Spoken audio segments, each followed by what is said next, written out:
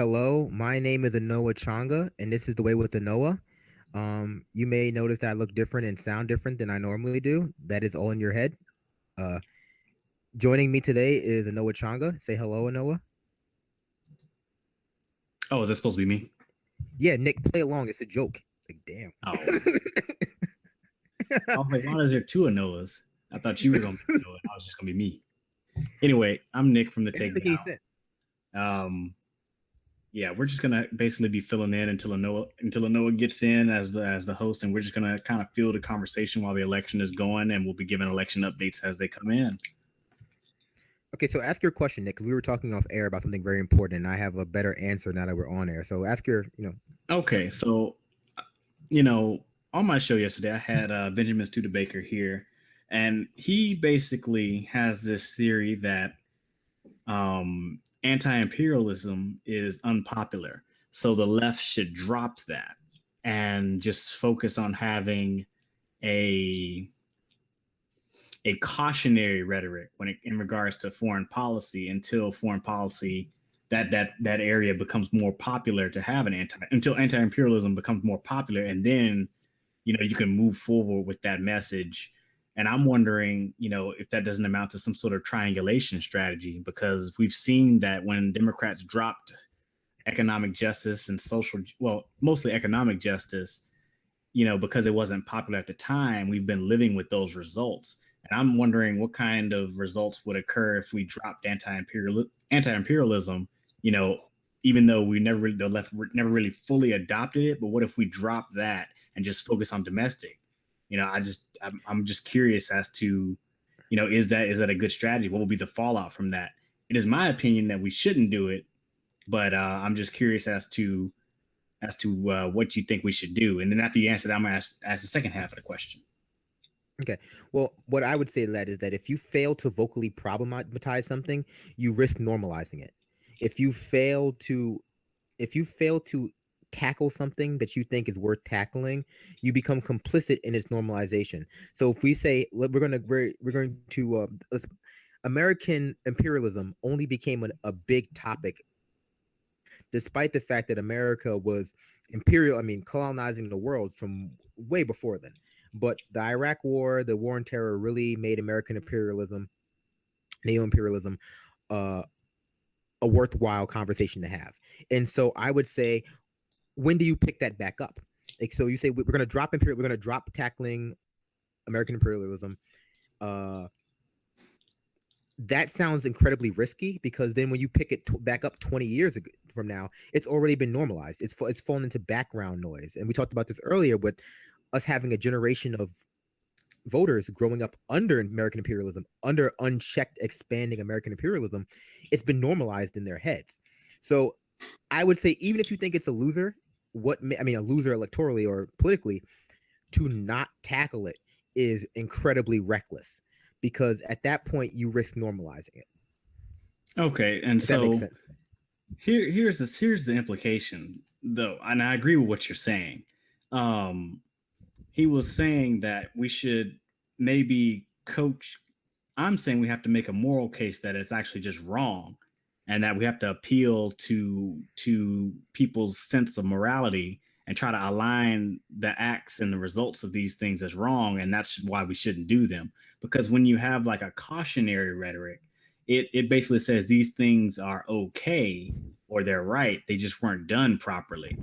I think that's fundamentally a different critique, and it fails at gaining the requisite support from people who would normally support it if we were to argue upon moral grounds. Because to say that it's okay is in its own way normalizing it to an extent. It's just saying that, oh well, what they tried to do is right, or it's almost supporting the illusion that America acts as some sort of benign actor in the world. It's just highly incompetent, and I think that's just supporting a straight illusion.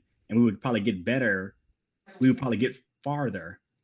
Actually, basically showing that the emperor has no clothes. Well, I agree with that. But I think that comes down to a very what you're talking about is tackling one of the oldest myths about America, right? The city on the hill myth, that that America is the guiding light in the world, and that somehow everything it does by nature, that sort of tautology, that everything America does is good because it's America, and therefore everything it does is good. And that if things, or if that something turns out poorly, it is simply because it was poorly implemented. So when we talk about critiques of the Vietnam War, we very rarely talk about, at least in the mainstream, about, hey, this was like a really, really, this was just a bad idea with bad, not only a bad idea, it had bad, it was bad. The reason why we got involved in the Vietnam War, the reason why we armed rebels in these places in the Middle East during the Cold War, the foundations is incredibly negative. There was no benign intent there. It was done for corporatist intents.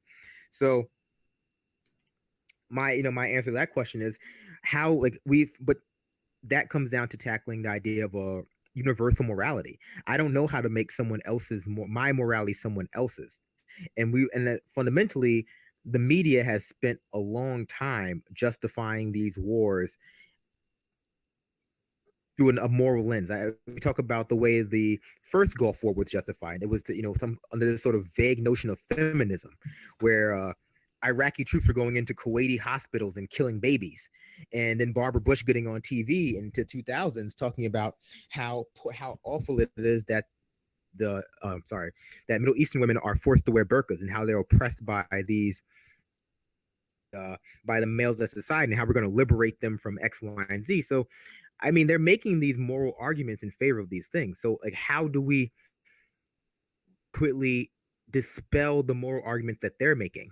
And I think that's difficult. I think it's difficult because we're talking about competing moralities, not which is not an objective thing. It's completely subjective. Like, whose morality is most appealing? Well, I think there's an argument that can be made that you can use the results of these interventions to back up the your side, right? If they were producing good results for people, then it would be open ended and it would be hard to call what the situation is. But they're not producing good results for the people that have to live with those decisions. They're producing horrific results, and I think that that's what puts the right. I mean, that's what puts at least the evidence or the empirical evidence on your side. It's just that how do you dispel the illusion that's cloaking that reality? It is a greater question. And now let's bring it back to the second half. How do you how do you approach someone who possibly supports these arguments, based on the illusion, and then you're trying to tell them that the results of what they supported have been horrific and that it was all super wrong, and they are also partially responsible for supporting those actions. It's like, how do you get them to accept all that at one time? It's almost impossible. They're going to reject it just out of just they see a monster, and rather than recognizing it as a monster, they reflexively just picture it as not existing, like they can't see it. I mean, I think that comes down to how they're framing it, because it becomes hard. You can't just. I think it's naive to assume you can just show someone the aftermath of a drone strike in Syria and make them and change their mind. The same way you can't show someone a police brutality video that occurs 10 blocks from them in a black part of town and expect to change their mind. It comes down to really understanding how their morality functions, and then forcing them to come to terms with the fact that that what they're viewing is discordant with their own morality, not just my morality. I can't force you to see things from my point of view. All I can do is point out the flaws in your moral judgment. So we talk about, again, the way the Iraq War was justified as some kind of feminist undertaking in a lot of ways. That we were liberating Iraqi women or democracy or all these things. It comes down to meeting them where they're at, and then dispelling their own internal logic, because because you can't enforce your own logic on somebody. You can't make them see the same monster you're seeing. You just have to make them understand that something is any sense. Like, I don't believe in objective morality. I think we can both agree that killing 20, like, there's no good reason from our perspective, rather, there is no good reason why America should be committing some of these drone strikes, especially not at funerals, especially not at especially not at weddings, especially not at places where they know civilians are going to be hit. But in certain people's minds, the people who are considering these things, they have these, so they are doing these mental gymnastics to justify it. So Yeah, I mean, and again, I'm not saying changing somebody's moral compass. I'm trying to get them to.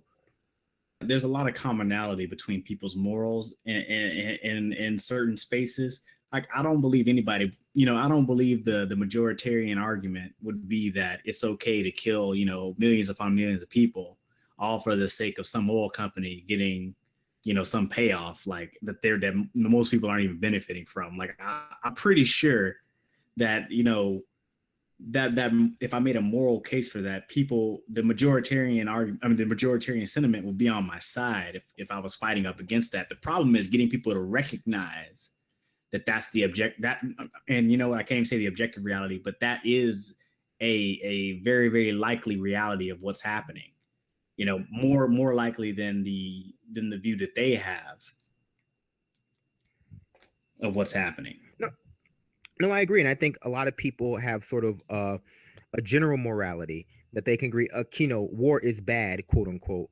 But then when it applies to specific situations, they can special plead themselves out of having to actually, you know, assuage those two things, if that makes any sense. If you ask someone a very general question about equal rights, like, do you think black people are equal to you?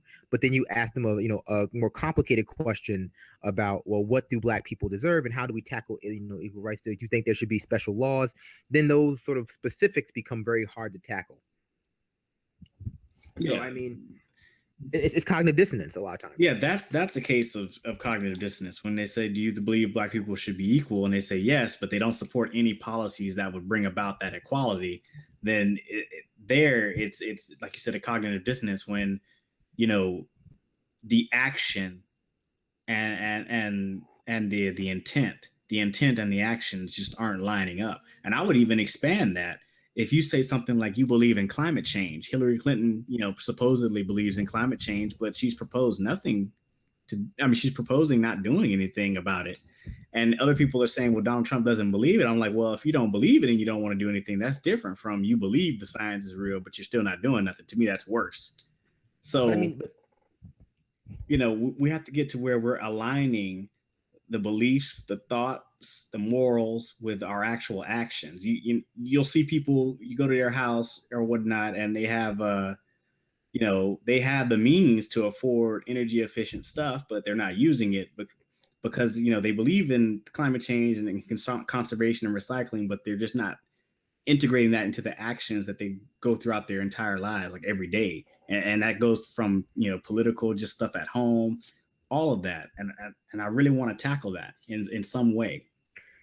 Well, I mean, I think that you're pointing out a very fundamental problem with the lesser of two evils politics, in that if you create a Whatnot, and they party or have you facilitate the creation of a party or the movement of a party that denies very problematic things, whether those things be racism, position yourself as being less evil simply by acknowledging the problem is reality, even if you have no solution for it, or you won't even proactively tackle it. So I think when it comes to something like Clinton's climate change position, as she exports fracking around the world, that's the biggest. I think that's the biggest condemnation of the two party system that we can point to, where you actually have one party that is less evil simply by acknowledging, even if they refuse to solve it. Hmm. I'm sorry, I've sent a text message real quick.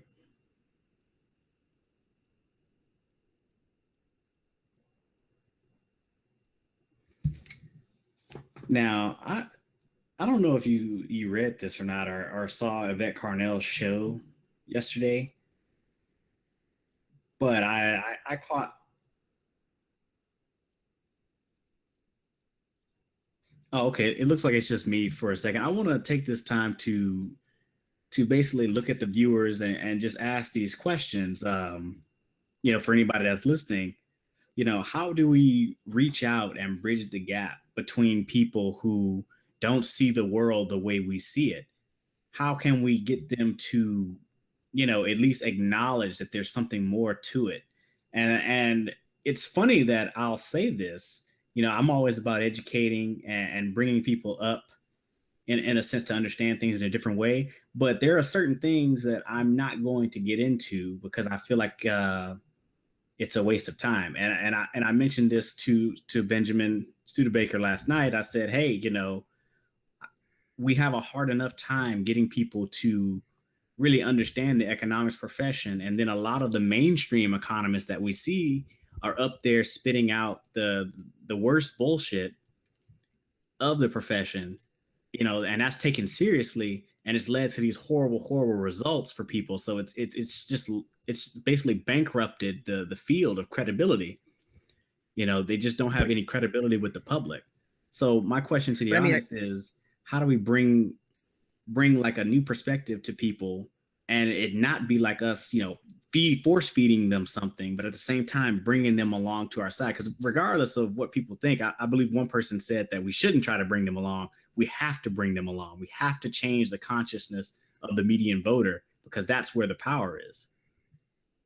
yeah, absolutely. But I think that when you bring up you can expand that conversation about the damage that mainstream economists do to really any kind of mainstream social scientist that gets on air, whether it be mainstream psychologists, mainstream, this basically pop everything. And like pop, what makes something popular is ultimately that it's the most appealing version of something. So if you're bringing a Krugman on air, or you're bringing a pop psychologist or a pop sociologist on air, what they're going to be telling you is the most mainstream narrative version of events that they can. Nothing is they're not going to tell you anything that's going to challenge the status quo. They're not going to tell you anything that's going to challenge any kind of a hegemonic narrative, because that's not what makes something pop, if that makes any sense. What makes something pop is that it's easily digestible. And with something easily digestible is that it doesn't really challenge the mainstream, the most dominant narratives in society. And that doesn't even mention the fact that are the corporate control of the media. Hmm. If that makes, I mean, if that makes a sense, like makes a Yeah, I mean, I get it. This is something I'm going to basically be thinking about for a while, because when you're trying to basically put forth something completely different from what is mainstream dialogue, you're going to face pushback just by right almost. yeah. and That I and mean, we have that's something we have to overcome. And I was thinking about this in the context of the Green Party. Basically, they have toxic brand recognition, because this is just my personal opinion, but I've been speaking to people, people that I respect, people that are almost just as radical as I am. And a lot of times, they'll have critiques of the Green Party that are really just what I would call perception based. And what I would say that is something that's like, you have this feeling, and it's hard to explain, and you can't really put it in coherent words. It, and it's just like a perception, and it's just like, where does that come from? And I'm just going to say I have to equate that to the toxic brand recognition. And sometimes it's individual based, meaning like, well, this candidate is just not the right kind of candidate they need, or it'll be like the party itself, well, they're part of that party, so yada yada yada. And I'm just trying to wonder, how do we overcome that? Because if we can't, we might need to reconsider. Maybe all of the various progressive organizations that are on the fringe might want to consider doing a rebrand under one umbrella, or maybe even the progressive parties that are all separated perhaps should consider trying to do some sort of collaboration where they have one party, with one rule set, and do a rebrand. well, I mean, I think that you make a good point in that challenging the status quo will automatically put you at odds against the majority of people, and the way you tackle that is by uh advocating for acceptance and diversity within the public discourse, by having people not automatically uh decide to disregard your opinion because it's not the popular one. Because right now what we have is political discourse, political culture, that if you're not on one of two sides, or rather if you're on the other side from one of the two sides, you're automatically disregarded as being illogical, irrational, somehow immoral. And so it becomes, Or a how do you, child. or a child. Like, how do you get people to understand that a difference of opinion is not always a matter of right and wrong? Sometimes it's just a matter of different experiences. I think that we see a lot of lip service paid to rationality and choice, but really what people, or agency rather, what we want to call it, but really what you see, especially in the Democratic Party, is people wanting you to validate their choice, validate the establishment with some kind of, with by coming to the same conclusion as they do. And if you don't come to that conclusion, you're not really making the right choice. Like, you're not like you are somehow a child or immoral or corrupt, or you're an agent of the Kremlin. So, like, I think that part of that is having a political culture that is welcoming of diversity and not simply paying lip service to it. Yeah, and they make a I'm looking at the audience here, and I guess they're responding to something I had said when they start talking about Jill Stein as a weak candidate um argument. Like that's something that I'm keying in on, because I'm hearing that a lot. And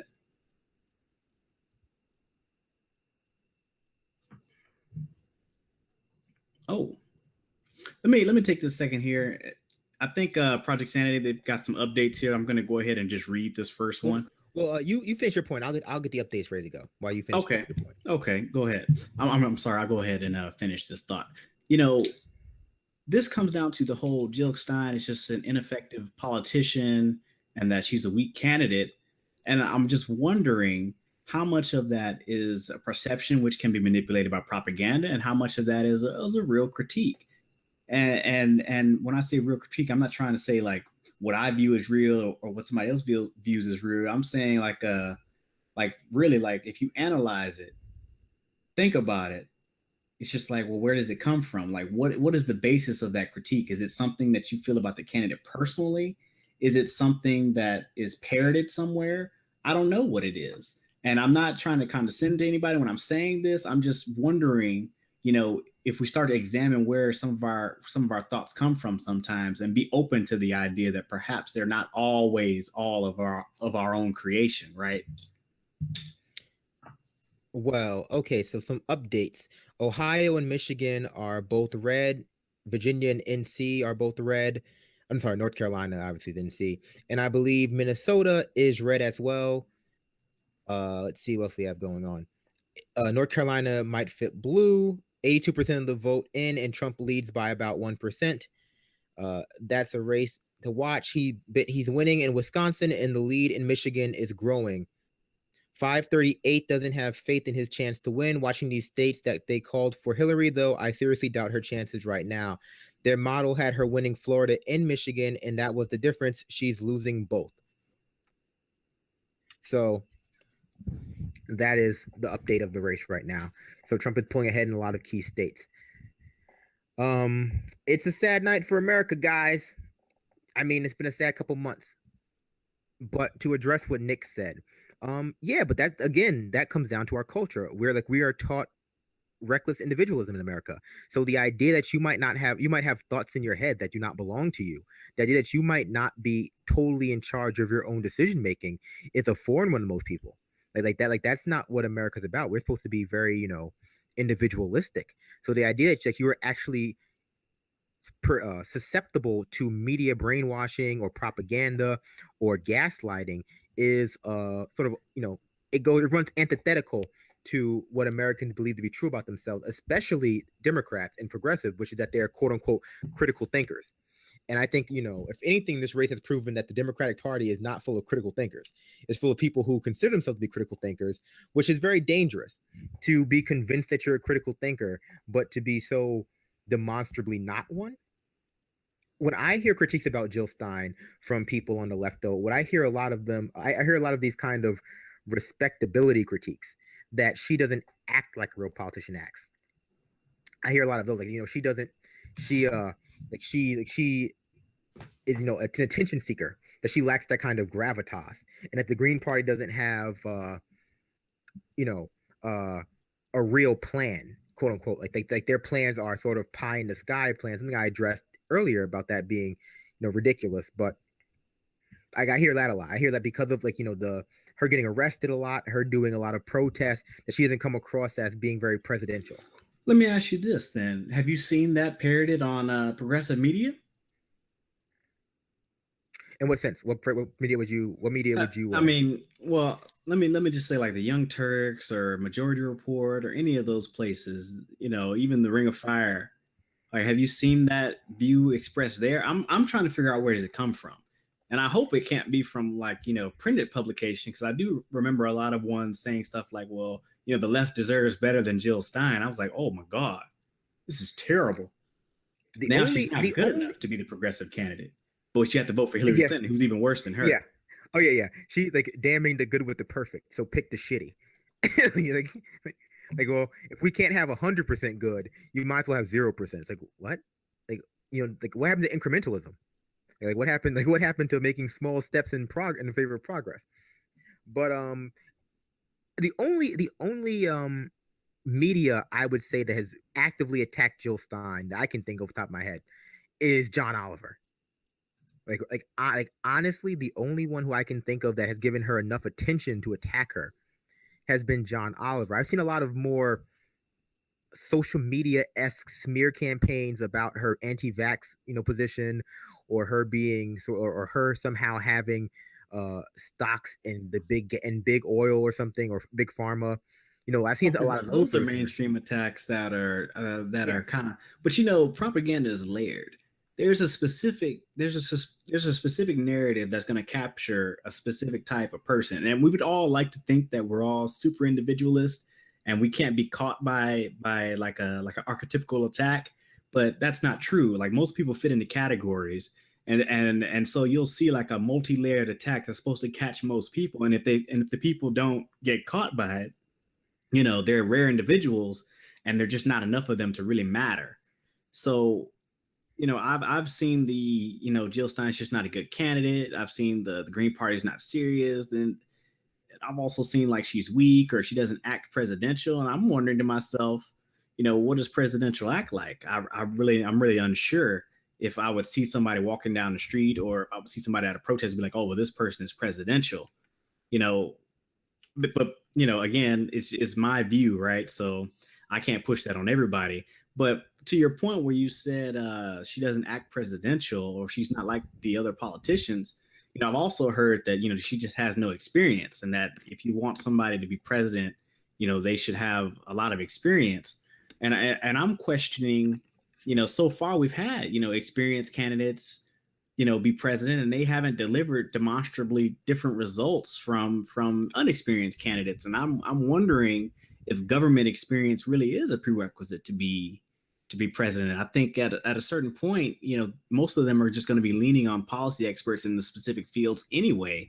So where does that experience really come in to play other than campaigning? I mean, yeah, I totally agree with that. I think that ultimately it's a moving goalpost. If you have X, we need Y. If you have Y, we need Z. It's defining the criteria by whatever the establishment has the most of. And when it comes down to experience, I mean, that's Hillary Clinton's big draw. She has all this experience in government, but I mean, I hate to parrot other people, but it's also bad. She's been on the wrong side of so many different issues, and she not only has she been on the wrong side of so many different issues, she's never adequately shown herself to have grown from those positions she held from before. Like, she's shown no growth over 30 years. If you're telling me someone has 30 years of experience, but they haven't grown any from that experience, they've never, like, 30 years of neoliberalism had been shown her that neoliberalism doesn't work, that makes her worse than someone with no experience. Like, Yeah. that's the whole, I always say this, like, that's like telling me that the town arsonist should be the fire chief because they've been at the most fires. It's like, yeah, that makes sense, kind of, but ultimately it's a very perverse kind of logic. Proximity to something, especially something bad, does not mean you somehow gained anything from that experience, from that exposure to it. Yeah, I mean, the reason why I even bring this up is because I have a legitimate concern. And my concern is that it almost seems to me like there is no candidate that the radical left will get behind and really fight for because there'll always be a candidate that's missing something in some area. And I feel like, at some point we do need to be able to get behind a candidate and fight for that candidate. And at the same time, we shouldn't not do so because the candidate doesn't do something quite the way we like it, or basically, or we have this perception of that candidate that's really on a personal level, as opposed to bigger picture goals. And what I mean by that is saying like, well, Jill Stein's a bad candidate. We need somebody else. It's like, okay, well, who is this something else? And they can't name it. They don't know what they're really looking for. Nobody has a clear cut example of what they're looking for, but they just know they want something else. And I'm just like, you're basically in that position where you're searching for something that may never come unless you build Well, I it. mean, that's because the left. That's because the left has been so downtrodden for over the past 30, 40 years that they have not been in the position to come up with any sort of long-term political, platforms. But they've been constantly told that a prerequisite for being in government is that you have this kind of experience in these long-term plans, that you can't just make a step in the right direction without knowing 15 years down the line what that ends up as. I do want to remind you that you're watching The Way with the Noah, and I'm Anoa Changa. With me, we have Anoa Changa, and joining us soon, we will have Anoa Changa. You may have noticed that my voice sounds different and I look different, and there's three of me now, but you know, it is what it is. It's a weird night. Hey, Anoa, I don't know if you That's my producer talking. Anoa Changa. I don't know if you heard the conversation, but really No, I I'm was just just coming in. oh man. This would be an excellent question, I think, for you. And before you go ahead and shift it to where you want to go, I was just asking about the critique of the Green Party individual candidates. I was like, I'm trying to figure Mhm. out where, some of it may be, you know, basically from a position of a campaign or a position of personality or a position of perception. And I'm trying to figure out, hopefully we don't have a situation where we're stuck in this endless cycle trying to get this candidate that can unify everybody by having all the things they each individually are looking for, but that person may never come unless we individually build that candidate or something. I think that was kind of what I was getting at. And I want to get your perspective on that. So I'm Um. just curious. Okay. Okay. So I just had to just rock my. I'm rocking my vest tonight. I'm my favorite Hillary Black supporter. Blue vest. Yay! Shout out to D-Ray. Anyway. Um. No, but seriously, being all serious, I'm sorry, y'all. Welcome to The Way, Project Sanity, Progressive Army. Shout out to Big Brother Benjamin Dixon for letting us use the channel tonight because he's over on the big show over there with David Packard. But that's okay because we hold it down the way that we do. My kids locked me out of the house. Like, this day has already been a day. I mean, we're about to either elect the first cantaloupe for president or the first woman, right? I've always been more of a Definitely like a watermelon orange fan something. myself. I mean, we're gonna do. I mean, they kept saying that Texas was gonna go blue. Sorry to go off script because I know Nick asked me a question. I'm going to get to it, but I had like this whole thing. I've been driving, and then we got locked out, and I was talking to my sister and working it all out in the car. I was like, "Yeah, I'm gonna say this, and then yeah, this is funny. I'm gonna use this." But anyway, Texas was supposed to go blue, y'all, and it didn't. So we'll see what else happens tonight. But to your question, Nick, I don't think that the issue, the more and more I thought about this, and I know we've gone back and forth since, mid primary about Jill Stein and the Green Party, and I have not necessarily been the most favorable, in some of my commentary. I think the issue isn't so much as finding someone that is charismatic or that we can all get behind us perfect. Because Bernie Sanders, think about it, a lot of us came together around Bernie Sanders, but Bernie Sanders isn't perfect. Bernie Sanders, there's a lot of things that are actually very off with him. A lot of things that I wish that maybe we had in different packaging, but he was a very good candidate, overall. And he had most of the things that many of us were looking for. And I think that that's just what it should be. I think some of the issues I've seen, just from looking from the outside, and people might not publicly admit this, but I know that people have privately admitted this about the Green Party. There are issues structurally. So, because you can have a really good candidate, right? But if you don't have a solid team around them, or you don't have the resources and things put in place, and I know we've had this conversation again about the ballot access, because if you don't have the ballot access, if you don't get the funding, then you don't get the resources. But I also think that when you have that strong grassroots support and people actually building up the movement, you can help support a candidate that might not be the most perfect candidate. And I think that some of the things that strategically the Green Party started to do with the little time they had, it was a gamble. And maybe instead of really getting, maybe more of a presence in certain areas, it's just there's so much going on. So I know, it's just so many different factors. And I think that, like the Democrats, like the Republicans, like any other party, I think the Greens really do need to have an honest sit down with whatever their federation conglomeration actually is, in terms of leadership, and take stock about what works, what is not working, and versus it just being the big bad evil duopoly empire against us, because that's part of it. But at the same time, there are some internal issues. And again, there are people who work with the Greens, who are lifelong Greens, who will admit that there are issues, but they seem more focused on, we're fighting this external battle, that we don't work on these internal issues. And I know we've talked back and forth too about, well, we need people like us to go into the party and, make things better. And I think to some extent that's true. I mean, I look at Maryland, I look at the Baltimore Greens, and it looks like, from the outside looking in, from talking to folks a little bit, it really looks like that they have, the way they've been organizing and doing things and really building relationships with the community and local activists, that's a very strong model maybe for other maybe major cities and stuff, parties, or even statewide parties to build. I'm trying to find out how much of the vote Jill Stein actually got here. I early voted for Jill Stein actually, and so did my sisters did not early vote, but they both voted today for Jill Stein. Sorry, girls, for revealing your vote to our viewers. But go ahead, jump in. I want to jump in with like an update about the election. Yes, apparently, we love it. Trump is crushing expectations. He's pulling ahead. He's the nominee, so of course he's crushing expectations. Here, let me change my camera. I mean, he's crushing the expectations laid out by 538, and in places like Michigan, North Carolina, Nate Silver needs to quit. Minnesota, like he is. There seems to be a very a sizable, silent population of Trump voters who, at last minute, may be voting for Trump as opposed to somewhere else. I think this might be a case where the polling was manipulated to favor Hillary, trying to create a reality that may not have existed to begin with.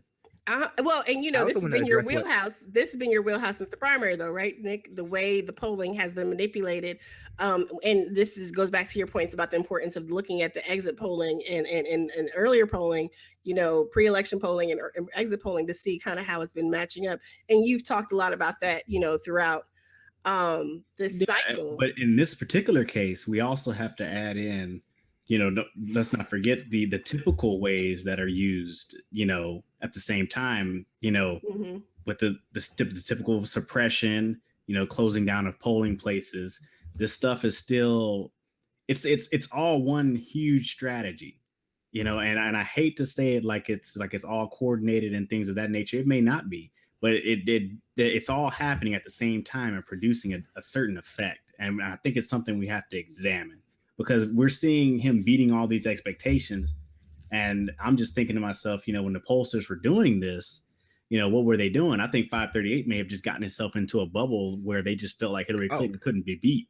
They just underestimated the media. I'm sorry, the ability of someone like Trump campaigning on change to they just underestimated his ability to get people to come out and vote. And then they overestimated Hillary Clinton's ability with her checkered history and her checkered past, that everybody would just forget that. Maybe some people did forget, but a lot of people did not forget what Hillary Clinton really is and what she represents. And I think that's playing out. It's funny because I remember arguing people over this exact same thing and having people shout me down about how Nate Silver and how math can't be wrong. And I was like, I don't think you understand my critique.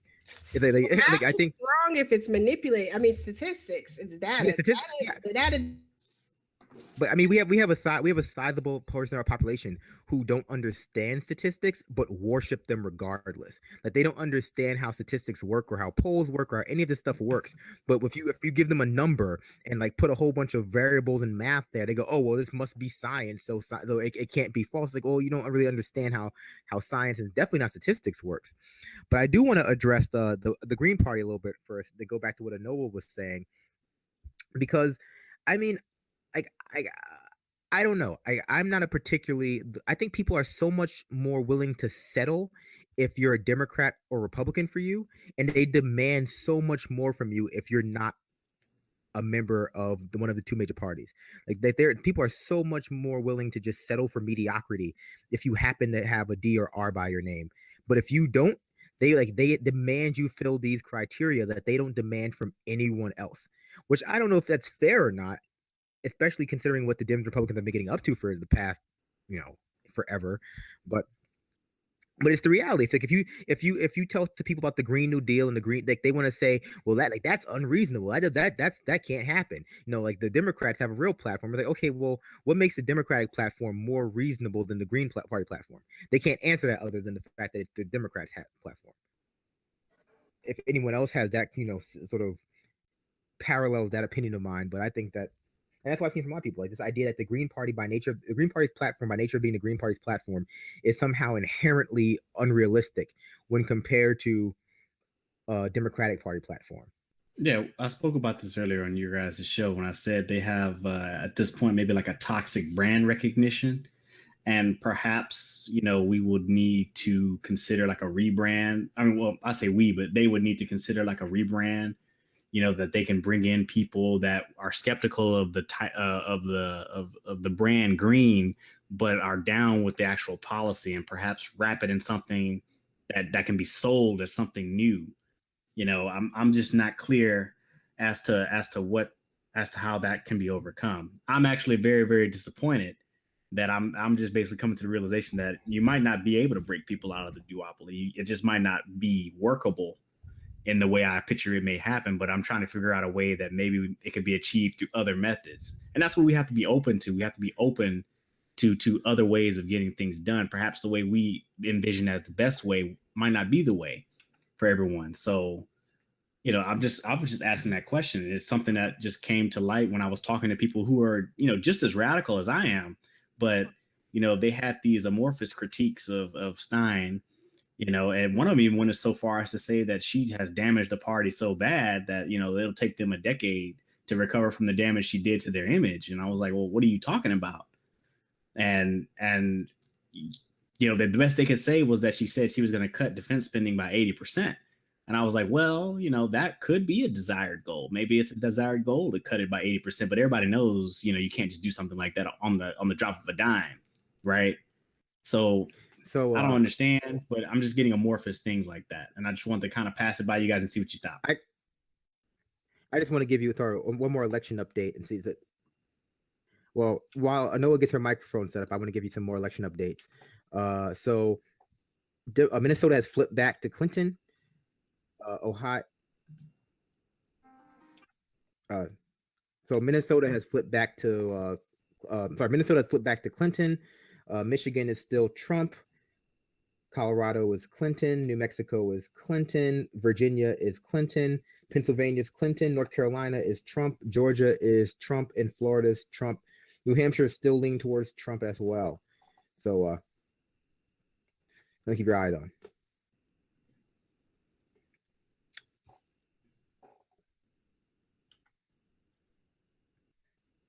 Well, then Adair, why don't you come in? Because Anoa is doing her best mime impression, which is pretty good. Well, actually, just wanted to because you were just talking about the states with what's going on. So yeah, Minnesota is teeter-tottering back and forth between Trump and Clinton. And 538's initial projection that came out about 12 hours ago had Clinton winning by just enough that it would be all right. That they thought she would. They projected her to get about 288 electoral college votes. Unfortunately, she's not going to end up anywhere near that. They projected her to win Michigan and Florida in addition to North Carolina. So right now, the states that we're watching, the ones that you should really be keeping your eye on are Florida, Michigan, Virginia, and North Carolina. Those 4 states. Because if she loses Virginia, the state that her running mate is from, that signals things to come. She's going to win New York. She's already won New York, rather. I believe they called it for her already. She's going to win California. She's going to win Washington and Oregon. That's going to give her a boost. But the problem comes when she loses the 22 electoral college votes, 29, in Florida, and the 13 in Michigan. That is enough to give the electoral college to Trump, regardless of who wins the popular vote from here on out.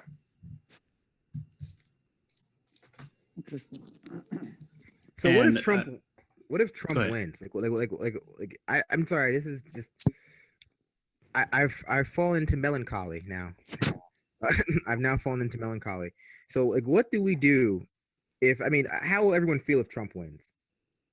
I won't be devastated. We still can't hear you, Anoa. I don't know what's going on. Sorry. Maybe you have to restart your machine. Yeah. What about you? Nick? What if Trump wins? What are you going to do? Well, I think, as much as I hate to say it, this is a political opportunity that is provided to the left to really get in there and first off, call the neoliberals, use their loss at the hands of Trump to basically, how can I say that, to say that those ideas are no longer viable and sort of like take a primacy in left discourse. Okay. So it should lend us a lot of power in opposition if we use it correctly, and I think that we should. So there's opportunity there. Now that's not to say it's not without risk, because he has the potential to do enormous damage. But again, if we play it right, this could be a positive thing in the long run if we were able to use this terrible situation to turn in a better direction. This is, we keep saying like, oh, things like the Supreme Court don't matter, this, that, and the other. A Trump presidency, we really don't know. I'm at the point right now where I'm really numb. I really don't care either way who wins, because we gotta get this work. You gotta get this money, gotta get this work. But seriously though, that has been my one concern, has been what could happen with the Supreme Court when we're looking at, the way the case law has gone in terms of whether it's abortion rights, whether it's, hopefully Abby will not get another affirmative action case up to the Supreme Court anytime soon. But when we have so much that is reliant on, Supreme Court jurisprudence, potentially, on the one hand, it is concerning, but the fact that, that Garland she's not going to take Garland off the table. She'll push for him to be confirmed. And Garland has a problematic stance when it comes to Citizens United. He's really not that much less conservative than Roberts, for example. And it's the Roberts court that set us in this motion that we're in with the VRA right now. So that's really the only thing that concerns me. Or if Trump decides like in a week, he doesn't really want to be president at all, he quits, and then we're left with Pence. That actually concerns me, because Pence is awful. He's awful. He's not quite Ted Cruz awful, but he's pretty awful. But in terms of like life, am I afraid for my Black son or my daughter having her stuff snatched because Trump might be president? That stuff could happen anyway. And I really think that we've had this problematic rhetoric. Like people have built this whole identity around a fear around whether or not Trump becomes president, without looking at the fact that many things people say they're afraid of already exist. So we need to focus on working to address those issues that are causing, collective anxiety for people, versus, feeding into this notion that somehow Hillary Clinton, who is still amenable to being friendly with him, he's such a monster, but she wants to be his friend. What kind of nonsense does that even make? So you're worried about your people getting deported? Well, let's start working on that issue. You worried about, sexual assault? Let's worry about that issue, because unfortunately, sexual assault is still going to go unreported. It's still not going to be addressed properly, whether Hillary is a president or not. So I don't know. So I'm agnostic on the whole thing. Well, I'm just happy because my microphone's working. So you should be, because you're on the way with Anoa, and I'm Anoa Changa, and welcome to Way with Anoa. Anyway, but no, I think you made a really good point in that the left, and even large portions of the right as well, have been able to scapegoat all of the negative things about America into Trump. And I really fear that whether Trump wins or loses, they're going to use, and by they I mean the establishment, they're both the right and the left, are going to use Trump's loss or victory, or use Trump in general as a way to say that, oh, well, you know what, we defeated racism and we defeated all of those negative things that Trump did, as opposed that he just represented or adopted. And we're going to go back to this, this myth of post-racial, post-gendered America. Right. And no one's going to actually ever tackle the problem. We're just going to go back, and then 4 years from now, we're going to have this exact same problem come up again. My big issue, I would say, and then I'm going to bring Adair in after I make this one statement. I see you there over there, is that people are going to go back to sleep. Whether if Trump wins, people will not go back to sleep. At least people are. It's like the old Malcolm X thing. Like, if we have someone who riles up a large portion of the left, they won't go back to sleep, and that is what the right's base has always had over the left's base. The right base never goes back to sleep. They live a life of perpetual aggrievement. They're not motivated by fear, but they just live a life of perpetual fear. Like the right has been able, rather the Republicans have been able to keep their base in a perpetual state of aggrievement. They live their life afraid that the minorities are coming, that the government's going to take away their stuff at X, Y, and Z. While the left, the progressive base is more likely to fall into melancholy, like I've fallen into tonight. They're more likely to just fall back asleep, and wake up 4 years from now. My big fear, of course, is that if Trump does win, the Democrats will use it as a way to double down on neoliberalism. They will use it as a way to the next candidate to be even more neoliberal, because America will accept whatever they give them that's not Trump. But Adair, what do you think? Go ahead, Adair. Hop in there. Adair. Here's my my thoughts on this, and here's what I want to ask everyone up on the panel right now, especially we as Black folk, right? Like, we've got such a history of just dealing with stuff as it comes in this country and managing to find a way to persevere. One question is, do we think that America can do that? Do we think white liberal America, that has never had that same issue, can learn to persevere through a Trump presidency? I personally don't think they can. But the bigger problem that leads to that, though, the Senate right now is tied. There's an equal number of Republican senators and Democratic senators, and the House is looking to lean Republican, throwing in addition to that, Trump winning the presidency and being able to select a Supreme Court judge. They've got it all set up to do what they want. And I think what we see is not so much the left going to sleep. I think we see the left go into disarray and lose their collective minds, because the comfortable white liberal doesn't know how to persevere through a time in which everything is not going their way. Before anyone tackles that, I want to remind you all that you're watching the Benjamin Dixon Show channel, and my name is Brandon Sutton. And joining me is Anoa Changa and Nicholas Nowlin. We all have wonderful shows on this channel. If you haven't subscribed, please subscribe. If you find it in your heart to be a patron of the Benjamin Dixon Show channel, the link is in the description. Thank you. So whoever wants to tackle that, point of view. I want to say something. Go ahead. I want to say something about that before I ask another question. And here's kind of where I flaunt my blind spot. And I've had conversations with people about this before, but I'm basically going to show my ignorance here when I ask this question. But in regards to white liberals not being able to handle a situation where they don't get what they want, I believe that it won't really affect them in that way. And what I mean by that is they'll lose, but they're not going to lose anything materially, right? They'll be embarrassed by the fact that there's a racist or somebody who's aligned with those things that are unsavory, but they don't necessarily lose anything materially. They're not going to lose their jobs. They're not going to lose their incomes. They're not going to lose their credibility. None of those things are going to happen. So those things may not hit them in the same way that they would hit maybe like the African-American community, which is already used to being dealt the crappiest hand at all times. Now, I will say, if you're speaking about middle-class suburbia, which has been losing ground constantly, not being able to cope with the fact that the establishment no longer represents their interests, that's a completely different story. But if you're talking about the elite white liberals, I mean, the Ivy League educated, lawyers and things of that nature, then no, they're not going to be affected at all. Let me clarify that, because I'm not talking about the educated elite. The elite's going to be the elite, though I do think there will be some issues just based on the policies that we'll see thrown out. But the self-professed base of the Democratic Party is the middle to working class white person on the left coast over on the East Coast, especially up in the Northeast. These people that, for whatever reason, feel things are set up for them. The people that still have that belief in the American dream, I don't think they can cope with a Trump presidency, a Republican Senate, because Pence will break any ties there, a Republican House, and a very conservative Supreme Court. I don't think white middle class working American can handle that.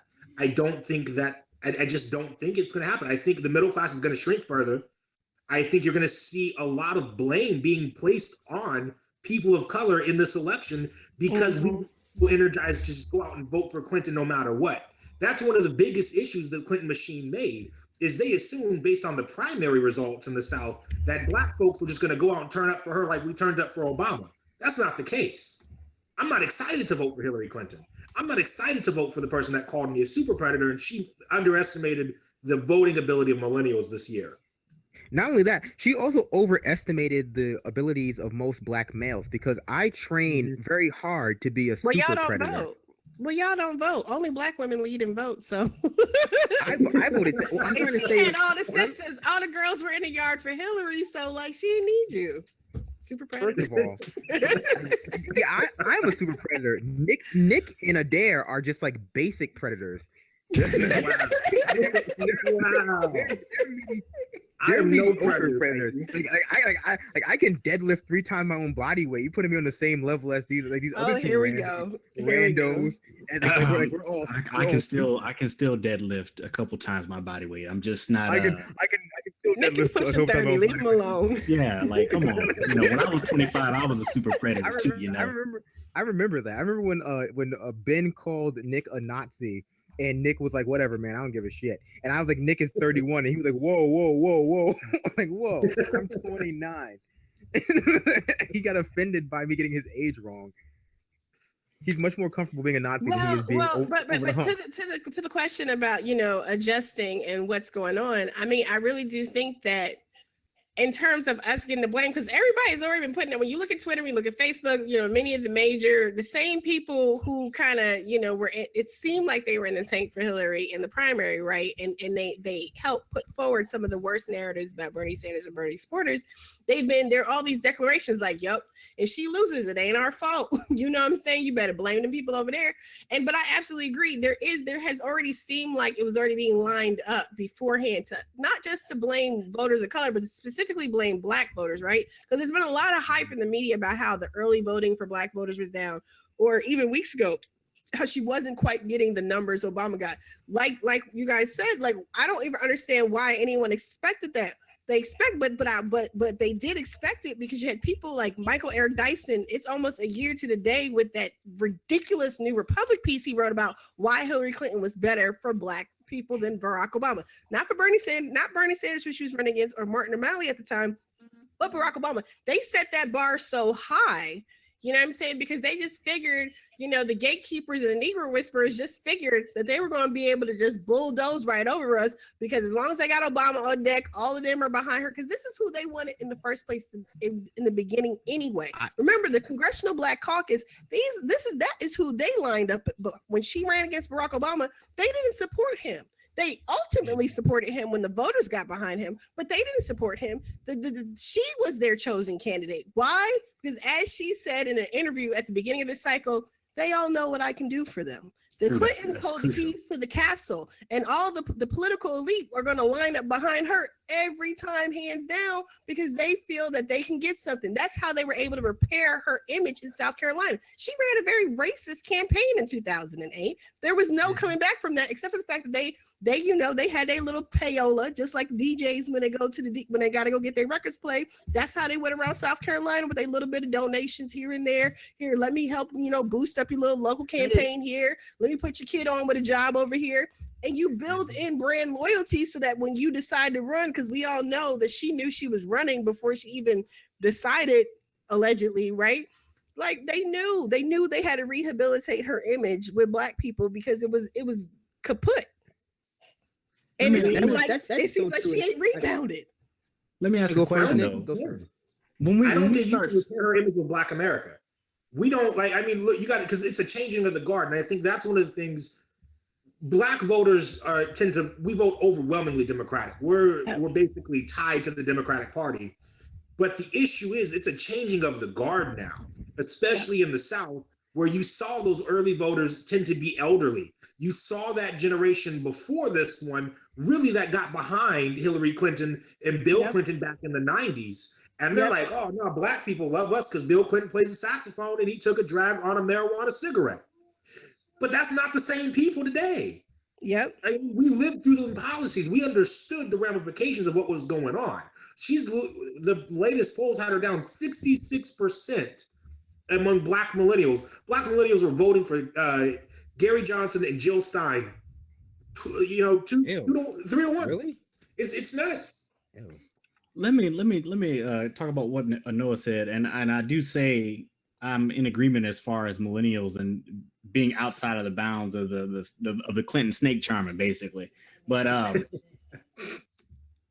when we talk about the presidency in those terms, why is it that that's something that can be traded for favors? Why are people, tied to individuals that are definitely using their flock to enrich themselves?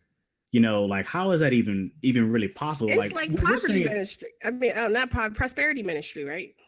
It's like these prosperity preachers we have. I mean, politicians today are like these. They're the same. They preaching you this gospel. They selling you this dream, and in the meantime, while you over there, hustling and grinding, trying to get this little 1/10 of 1%, they over here like, yeah, give me them tithes, special gifts. Y'all watch Greenleaf, But seriously, no, I 100% agree with you. This is not something that should be traded. I agree. We don't, but it's going to have to be us. Address that. We have to actually. One of the things. Go ahead. Go ahead. One of the things that I am afraid about if Trump does lose, and the same thing I was afraid about when Bernie Sanders lost, was that, and I hate to be a person, Trump made a lot of good points. Like, Trump said a lot of things that were not entirely false, but were not taken seriously because they were coming from Trump. And so the left was able to dismiss them offhand. When I was reminded about this when Anoa brought up the whole racist strategy of the Clintons during 2008. When Trump brought that up during the debate, that was entirely factual. The Clintons really did start the birther thing. It's like if they didn't actually start it, they contributed very, very much. They didn't start the birther thing. Someone in the campaign did kind of suggest that he might have been Muslim or Kenyan or something or the other, but it was an accident. They totally didn't mean it. Absolutely, but they ran with it. I don't. I just don't. No, because it's the end of the world as we know it, and I feel fine. Yeah, I feel black, but no. I feel like this is going to be a loss for Trump is a blow against populism. I mean, for at least in some form, it is the establishment winning again and solidifying itself over at least one form of populism. Now, I don't want Trump to win for obvious reasons. I feel like I don't need to qualify that statement, but he is the only theoretical populist or someone who's representing vaguely populist rhetoric in this race. And I do feel as though if Trump loses, the establishment's going to be able to, wipe their brow and say, okay, well, ultimately, neoliberalism, neoconservatism wins again because Trump and Bernie lost. And so obviously I know before we get negative comments that Trump is not a true populist, that's obvious. But I'm saying that, he does use populist rhetoric to push forth his neo-fascist or whatever agenda you're trying to. Here's the thing too, especially when you're looking at how he's doing in some of these states where you think even the states, even looking at the breakdown in some of the states,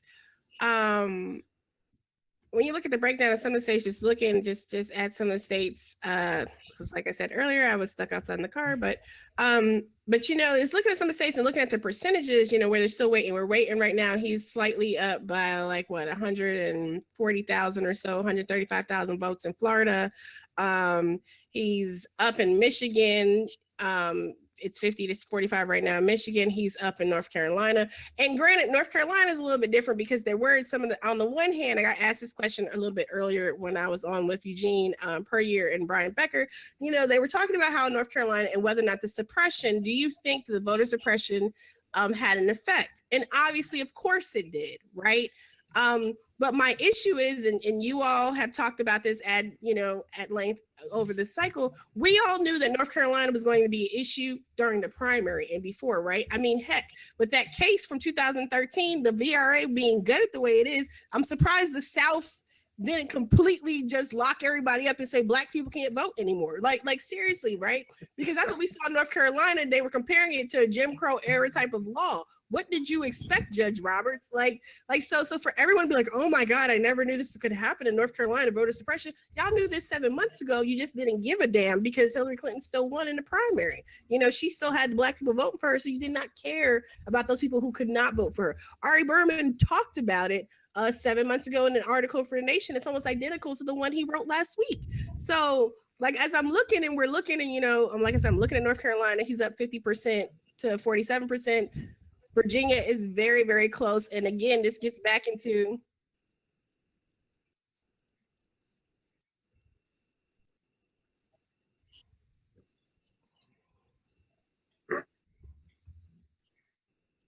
so in North Carolina, the Senator Richard Byrd has won re-election. It is kind of clutch in terms of the GOP keeping their minority. Can I say majority in the Senate. Regardless of what happens tonight, if you get your queen, you lost your congressional majority. You got people getting blown out because you didn't support them. I'm so sorry, Brendan, but I gotta get this out. Swinging right did not fucking work. F-bomb, I dropped it. It's election night. I too have to get over it. But seriously though, y'all swung right. Y'all thought y'all was gonna get your good friends, the Koch brothers. Yeah, I mean, y'all wasn't paying attention to what the hell was going on. You just thought, like, if we could just get her in there, like, what are you people doing? Wake up, okay? You got people getting blown out all across the South and the Midwest, but it's okay. Because Hillary still might do it for us. Slay queen, suffragettes. Go ahead. I want to say, as someone who has always been secretly supporting Trump, that I can't wait for America to become great again, and for you heathens to be shown the light. See, I mean, obviously, he is killing in Ohio right now. And again, Ohio is another place that had voter suppression. But why would you not think this was a problem months ago? Because it's been a problem. It's been a problem if it negatively affects you. Don't you realize that? Ohio's a special place. Go ahead. Ohio's a very special place. I got a lot of family from there. I got a lot of family from Ohio, a lot of family from Western PA. Sitting out there and talking to these folks, even people of color in Ohio are like, man, if anybody's going to do something for me, it's Donald Trump. Like this idea that he's going to do anything for anybody that's working class is insane, but he's managed to spin that because his opponent is Hillary Clinton. Like, I'm not surprised, honestly. I've thought Donald Trump would win. I've said Donald Trump would win since the moment they elected Hillary Clinton and we walked out of the DNC. Like, it's been over since that happened. But listening to people of color, in particular, some of my Latino family, even my black family down south, like, I think I might vote for Trump. And it's the question on everybody's mind is why. But to your point about voter suppression, they did. I don't think they knew, though. I really don't think people knew the extent of what voter suppression would do. I don't think they realized. I don't think they cared. I agree. I think that's part of it. Yeah. We represent a community that something happens and people are like, oh, well, it ain't me. It ain't mine. Well, guess what? Now with Trump, it's going to be y'all too. Like, it ain't just going to be us anymore. See, I'm sorry. One second. I want to give an update. Before you go. Apparently, the New York Times has Trump winning by 75%. I mean, I'm sorry. They predict Trump. Trump have a 75% chance of winning now, according to New York Times. Go ahead. Nate Silver needs to kill himself now. Okay, apologies. You can't say that on air. I can't say that. This is independent media. We ain't getting that much money. If he commits ritual Japanese suicide after this occurs, Harry Carey. You'll be blamed for it. I'm going to come in real quick. Nate Silver To your family. said that the man had 35% chance of winning. 35% He almost went from nuts. 1 quarter to 3 quarters. Granted, it's not the same source, but that's... Can I just Well, you know, Nate Silver had that meltdown. Y'all saw that, right? Nate Silver had the meltdown at the Huffington Post, folks, for questioning his methodology. Oh, he lost it because they were complaining. Basically, they were saying like what Nick says, like he adjusts his models or whatever to account for expectations, and it's not just real math. So they basically, you know, was like, yeah, you a sellout. Just stick to the math, dude. And he had Clinton winning by 98%. Well, yeah. So we're not saying that they was right, but but it was just funny because he had a real man baby moment on Twitter the other day, and he was upset. I think this is hilarious for so many reasons. One, Bernie Sanders. I hope whoever you mentoring, never let them make a pact with the DNC that they're not going to run as an independent. Bruh, you could be president right now tonight. I mean, I don't even think you understand the army. Like, because there, you were a delegate. You were there on the floor. Folks would have walked out with him, right? It would. I mean, like, yo, this could be Bernie. I tried to make this point to everybody. Snipers. We had people point live ammunition at us. We were locked in a media tent with police linking arms in front of the door, riot cops shoving us to the front of the tent. I got punched, pushed, kicked, grabbed, spit on, called the N-word, told to go back where I came from. Like, I don't think people understand. I don't think Bernie understands the amount of what people were willing to go through for this dude. But you gonna tell me I just want for Hillary Clinton? Nah. Let me say something before you go off on this. I'm a quick statement. My name is Brandon Super Predator Sutton, and you are watching The Way with Anoa and a Takedown with Nick and Project Sanity coverage of the end of the world as you know it. So if you I'm gonna listen to disco music all day long, and I'm like, I wonder if we can play disco on the air. It's kind of cool. I've been listening to Big Pun. And for our listeners in French Canada, La Fin Absolue du Monde. So, see, looky here. He's trying to looky here. That's how he gets the girl speaking that French, speaking that yaya. I don't know how Brandon get anybody. The more I guess getting them isn't that hard. It's keeping them for Brandon. I don't know how any of us have managed to stick around him this long. Anyway, let's talk about 53 cents. Like I don't even understand why are they trying not to call it. See, okay, look, I'm in Georgia. Oh, shout out to all the opponents of OSD Amendment 1. I always want to say Occupy School District. Salty. It was. Nick is salty. Stop interrupting Nick. Nick gets to go first. Nick gets to go first. Sorry, Nick, but I just had to shout this out though. But this no. I just got to shout this because this was an effort that people across party lines actually shot down and organized and mobilized against. So shout out to parents and teachers, students, community members. You even had like deep South Southern Republican school districts passing resolutions saying vote no. So Governor Deal, back to the drawing board. Sucker, go ahead, Nick. Okay, so wait 1 second, real quick. I got something to say. No, I'm down. I'm discussing with you. Go ahead. I think that when we start talking about Bernie Sanders, you know, I hate to say this because people don't like to listen to this guy, but there was a guy, everybody knows him, everybody's probably seen him. His name is Chris Hedges. He said the most critical thing. He said they got Bernie Sanders so scared that he walked away from his moment. And when you think about that, I had to think about it too. And you have to think about what leadership is and what it represents to you. But to me, you know, when I look to someone who's going to lead, they have to be able to make decisions that are unpopular and do things that, you know, might be right, but you know, other people can't understand, other people can't see them. And I think that Bernie Sanders didn't want to be blamed in case Hillary Clinton lost, and so he made the wrong decision. I think, and that's why when he did that, I said he failed a test of leadership because he placed himself at the head of this movement, but he was unable to really have the strength and the stones to really carry the water all the way. And we give him as much credit for what he did do, but at the same time, we should also acknowledge that in the end, you know, he failed. And when you look back at this, knowing now that this is what he did, in this moment, I really do raise questions to say that if he was president and the power structure really came against him, would he stand up or would he cave? It's a serious question now. I agree with you. But I'm gonna go first. I'm gonna go first because I'm gonna go. Sit your super predator tail down, boy. I'm going to go. I think that's a badge of honor. Anyway, I'm going to double down on what Nick said, and the reason why is because his behavior during the primaries made me question his ability, his desire to win. Because at a certain point, he was handicapping himself by not going after Hillary Clinton as hard as he could have. And I'm not talking about a smear campaign, but just confronting her with the things that she did. He didn't once mention that she called black people super predators. He didn't once mention her racist campaign against Barack Obama that I can recall, because I mean, and if he did it not directly. Yeah, he kind of made reference, but it wasn't direct, because I think he was too afraid of being attacked.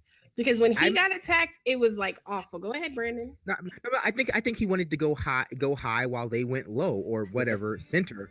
And at the end of the day, he martyred him.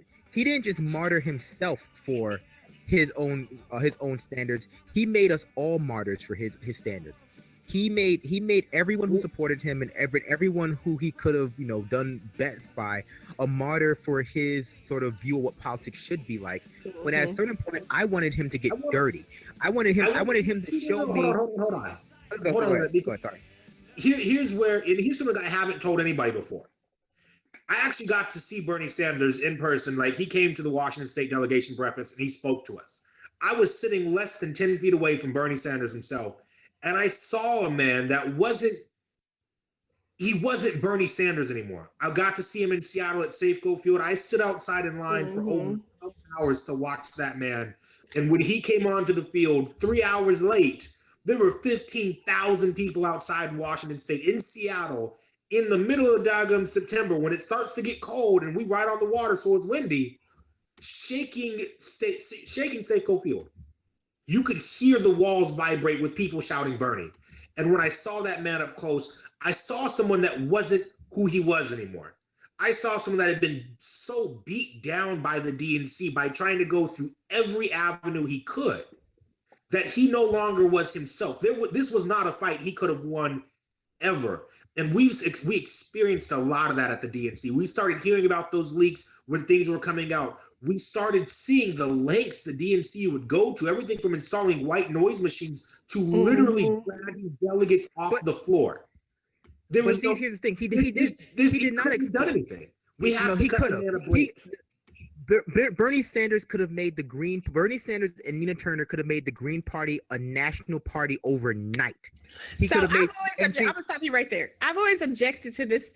I've always objected to this. Bernie should have went to the Green Party. Nina should have went to the Green Party thing. I mean, with Nina going VP would have been different, but Bernie going into the Green Party thing, because that is such an imperialist mentality. We are so upset about people and the way things went in the Democratic Party. The Greens had their own damn process, and Jill Stein herself said that they would have had to make certain changes at their convention to even allow Bernie to come into the ticket. And for someone who has shunned, I'm just thinking about it from just a basic standpoint, for someone who has shunned that party, who has refused to work with them for decades at this point, to now bring him in because they're going to leverage his presence to build up their party, I think you end up selling out the people who have been your base and actually worked for you for so long. Do I want to see the Greens do better? Absolutely. Did I want to see it happen that way? Hell no. And I have argued down people so much all the time. Even the way Jill Stein was put forth throughout their primary process, as if she was basically their version of Hillary Clinton, because it was the inevitability. She had the name recognition. She had already run before, blah, blah, blah, blah, whatever. It was the same damn thing. And when this argument would come up about Bernie Sanders and the Green Party, it was problematic for so many different reasons. We're upset because, someone who has a lesser name within the Democratic Party is not getting a fair shake. And yet Bernie supporters are expecting Bernie Sanders to go into another party over other people who have actually been a part of the party and actually lead it. That didn't make any sense to me. My point was hold on, let me come in here for a second, because I was going to say, with the difference though, with Bernie, I do understand the snub point, but if they had to make changes at the convention, if the party were not going to go along with that, then there is a democratic process to actually override this. It's not like Jill Stein or whatever structure was there could just do this unilaterally. They actually do have a structure in there for the delegates, and they don't actually override through everything in the Green Party. Really does work on consensus. So a massive rule change like that probably requires a 66% vote, not just a majority vote, a 2/3 vote. Yeah. My larger point was not that he should have done that, but my larger point that he had choices. He made them. I don't accept the idea that Bernie Sanders had to do what he did, because that's fatalist logic. Just because you don't view the choices as legitimate does not mean they don't exist. Just because you don't like the implications of the choices does not mean they don't exist. But he could have. Sorry. What?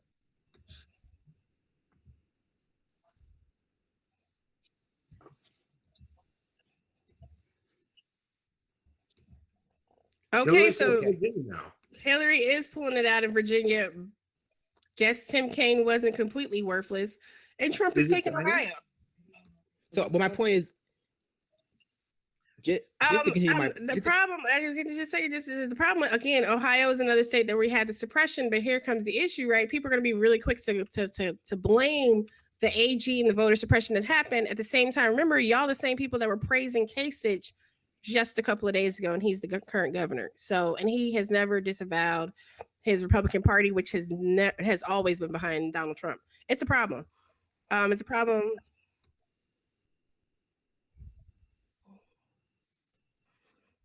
Okay, so we're getting more information that MSNBC has actually announced those. CNN and other outlets have not yet. So when we get a final, we'll let you know. Yeah. So Brandon, I want to back you up on your statement too.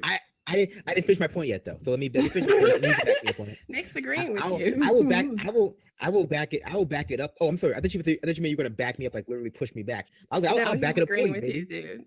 I got that fat dump. But anyway, no. My point, but my point is that not only did he the way in which he handled his loss, quote unquote, showed a distinct lack of backbone. The moment it came out that it was rigged against him, he should have stopped stumping for her. I don't care if it meant Trump won. I don't care what it meant, because at a certain point, it just shows a distinct lack of, I don't know what you'd call it. And I feel bad sort of like, falling under this sort of masculine view of politics, but it made him look incredibly weak. He looked, at the end of this whole thing, Bernie Sanders looked incredibly weak, and it was incredibly unattractive to me in a leader. Like the way he handled what occurred. Go ahead, Nick. And I want to back that up, because I was going to actually say something along similar lines. Like, believe it or not, as bad as it may seem, but when people look to leadership, they look first for strength, especially in times of desperation, especially when times are everything's uncertain. They look for a strong man. And as much as we like to, put down the strong man that the right produces all the time, we have to also acknowledge that to combat that, we can't not put up our own strong man. We need to put up our own strong man that's going to be strong and unapologetic and bold, and it's going to put forth a progressive vision to counteract the vision from the right. And I think that that's a fundamental problem when you have a candidate like Hillary Clinton, because she represents everything that people have a passionate dislike for. Mm-hmm. And she doesn't have the charisma of, say, Bill Clinton or Obama when they're in a room with somebody to bring them around to see the humane side of them, so they can overlook that what she represents. And it comes full circle. But in the primary, I'm gonna make one last point. In the primary, I remember one of the debates where they talked about the Export-Import Bank. Well, the moderator goes, "Hey, you say all these things about the Export-Import Bank, but Democrats supported this." And Bernie Sanders looks, and it was like, this was just like his last moment where he was really going to defy the system. He goes, "I have news for you, but just because Democrats voted for it doesn't mean that Democrats are right." And when he said that, that was the only time I had ever heard him really go against him. And he never used that messaging ever again. He dropped like anti-corruption. He dropped all that stuff almost entirely after that debate. And I'm wondering why he did that. But again, when you talk about how he bowed his head and, he was just not the same man that you had saw before, it makes sense. But, now I'm going to step back and let y'all say something. Yeah, I absolutely agree. When you look at appearances, even when he speaks, like I mean, I haven't seen him in person in the latter part of. I hadn't seen him since earlier, but earlier on, I saw him like 4 or 5 times between October and like February or March or so, and he was upbeat, vibrant, very energetic. It was a very different Bernie from the Bernie that we started seeing, towards the very end around the time he announced. Even by the time he announced, it has always seemed very awkward and clumsy. I'm not on the bandwagon with the threats and all that other stuff, but I do think that it's the price that you pay when you decide that you're going to play nice with people who don't play by the rules. Go ahead. No, I just want to give you an update. Apparently, the New York, I'm reading stuff from our chat. So apparently, the New York Times now has Trump winning presidency at 86%. Wow. And it seems like as though Nate Silver has changed his prediction to 55% for Trump. What is this? This is The Simpsons, right? Like which is something you can't do.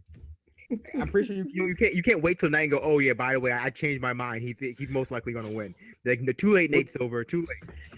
Well, that's the thing. His model was shattered early on when Florida didn't go Hillary. His model 12 hours ago had her winning Michigan and Florida, and if she won those two states, it was over. She would win. But if she lost those states, it was done, and Trump had the victory. Period.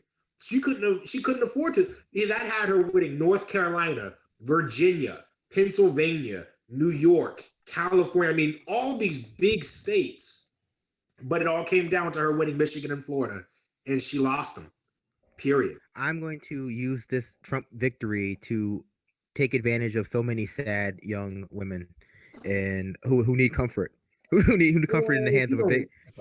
I remember this supposed 11-point. You're such a bad hombre. And she was just going to. I'm a nasty woman. Sorry, what? Go ahead.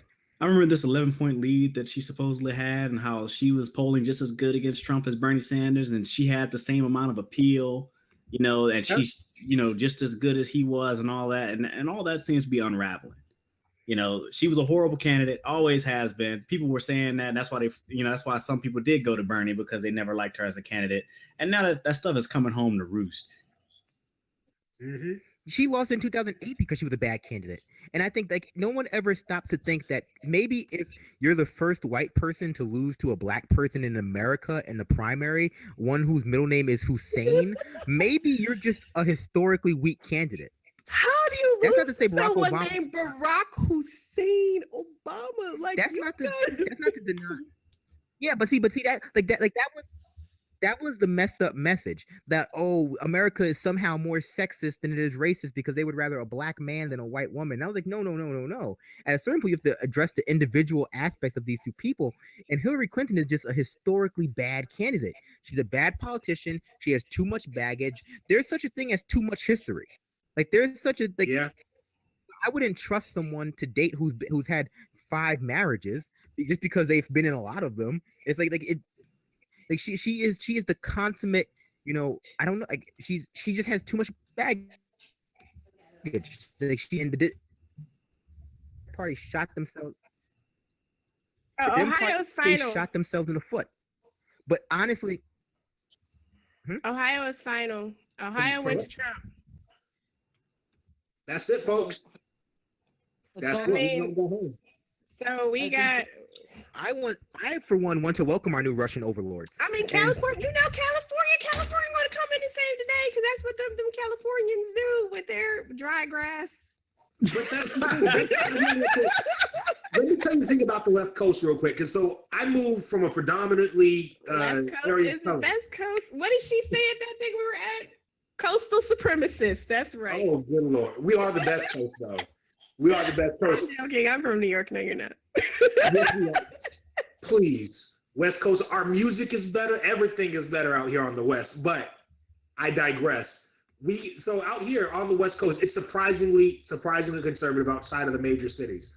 I moved from a predominantly black city about 30 miles south of Seattle. I now live in the middle of white people nowhere in Olympia, Washington, where my campus is 4,000 acres. My college campus, 4,000 acres. It's mostly woods. Everywhere I go out here, I see Trump signs. Everywhere.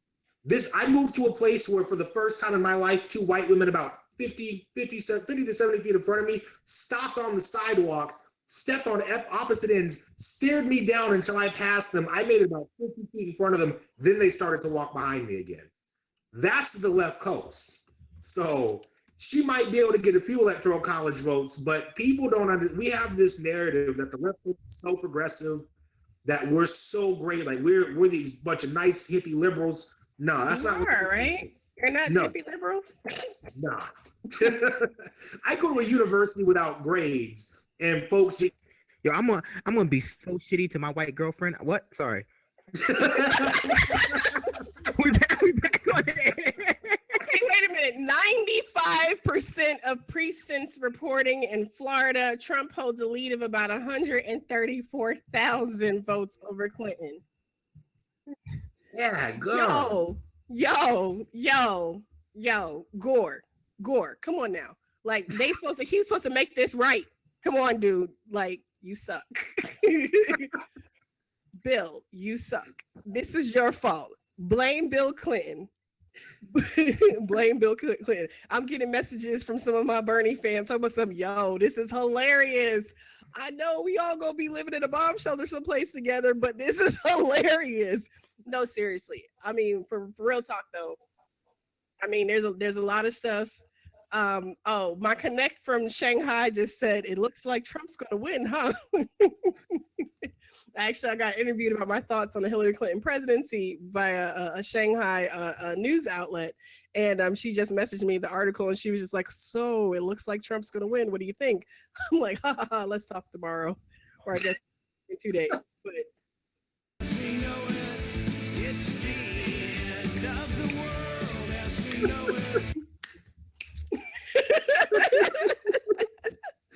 Yo, my Canadian friend just sent me instructions on how to move to Canada. we going to Belize. That's what my kids already said. My kids said if he wins, we going to Belize. Well, actually, my sister said it, but yeah, like and what Ann Coulter said earlier that if they had the rule where all four of your grandparents had to be born in the United States, then Trump would be winning. Trump would not have been able to vote for himself, nor would his children been able to vote for him either. Like, I don't understand what is going on right now. Like, hubris is a mother. Hey, can I be real with y'all for a sec? I feel like it's one of them times when I was a kid where I got that one whooping where you just got to sing a Negro spiritual afterwards. Like, I feel after this is done, we just all gonna join hands and start singing, man. I'm telling you, it's what's gonna happen. You're gonna see every major city in America. Black folks is going to come together, talk about we wade in the water. I'm telling you, watch. Well, that's what people were talking about on Twitter earlier about singing Negro spirituals because they're going to have us on the field picking cotton. Wade in the water. Damn, I'm about to start looking into my asylum papers now. I should have got Max's passport earlier. God's going to trouble in the water. There are tweets out here. Picture people picking cotton with iPhones in their hands. In the water. Trump is going to trouble the water. But see, here's the thing, right? Remember back in the primary, we kept trying to tell you want to beat Trump because it's going to be Trump. Bernie Sanders is your guy. Bernie beats all the Republicans. Why? Because even Republicans like Bernie. Then there's options. Yep. But if you want it, seriously, Bill Clinton, you fucked up, dude. If you wanted this black sister, because seriously, I'm a force. So if you wanted me in my squad behind your girl, behind your wife, you should have made sure Ted Cruz was the nominee. See, you bid on the wrong horse there, right? Like Ted Cruz should have been the nominee. Here's the thing. The Democratic Party, they love them from Hillary Clinton, like even locally. Mm-hmm. All the Democrats. And I mean, I know just about everybody in the party here in Washington from having been involved. Every single one. Oh, Hillary Clinton's the best thing since sliced bread. What are you talking about? White bread. They're speaking a completely different language. They're looking at a completely different worldview, and this is what I was talking about. I just got an update hit up, and we can double check this. But they're saying that Hillary has barely gotten 50% of women in swing states.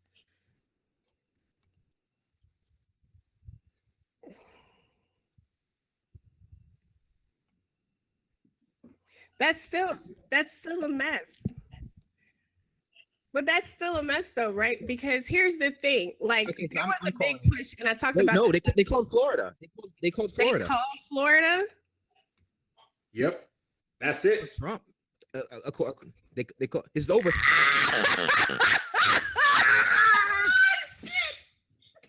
I'm so sorry, Ben.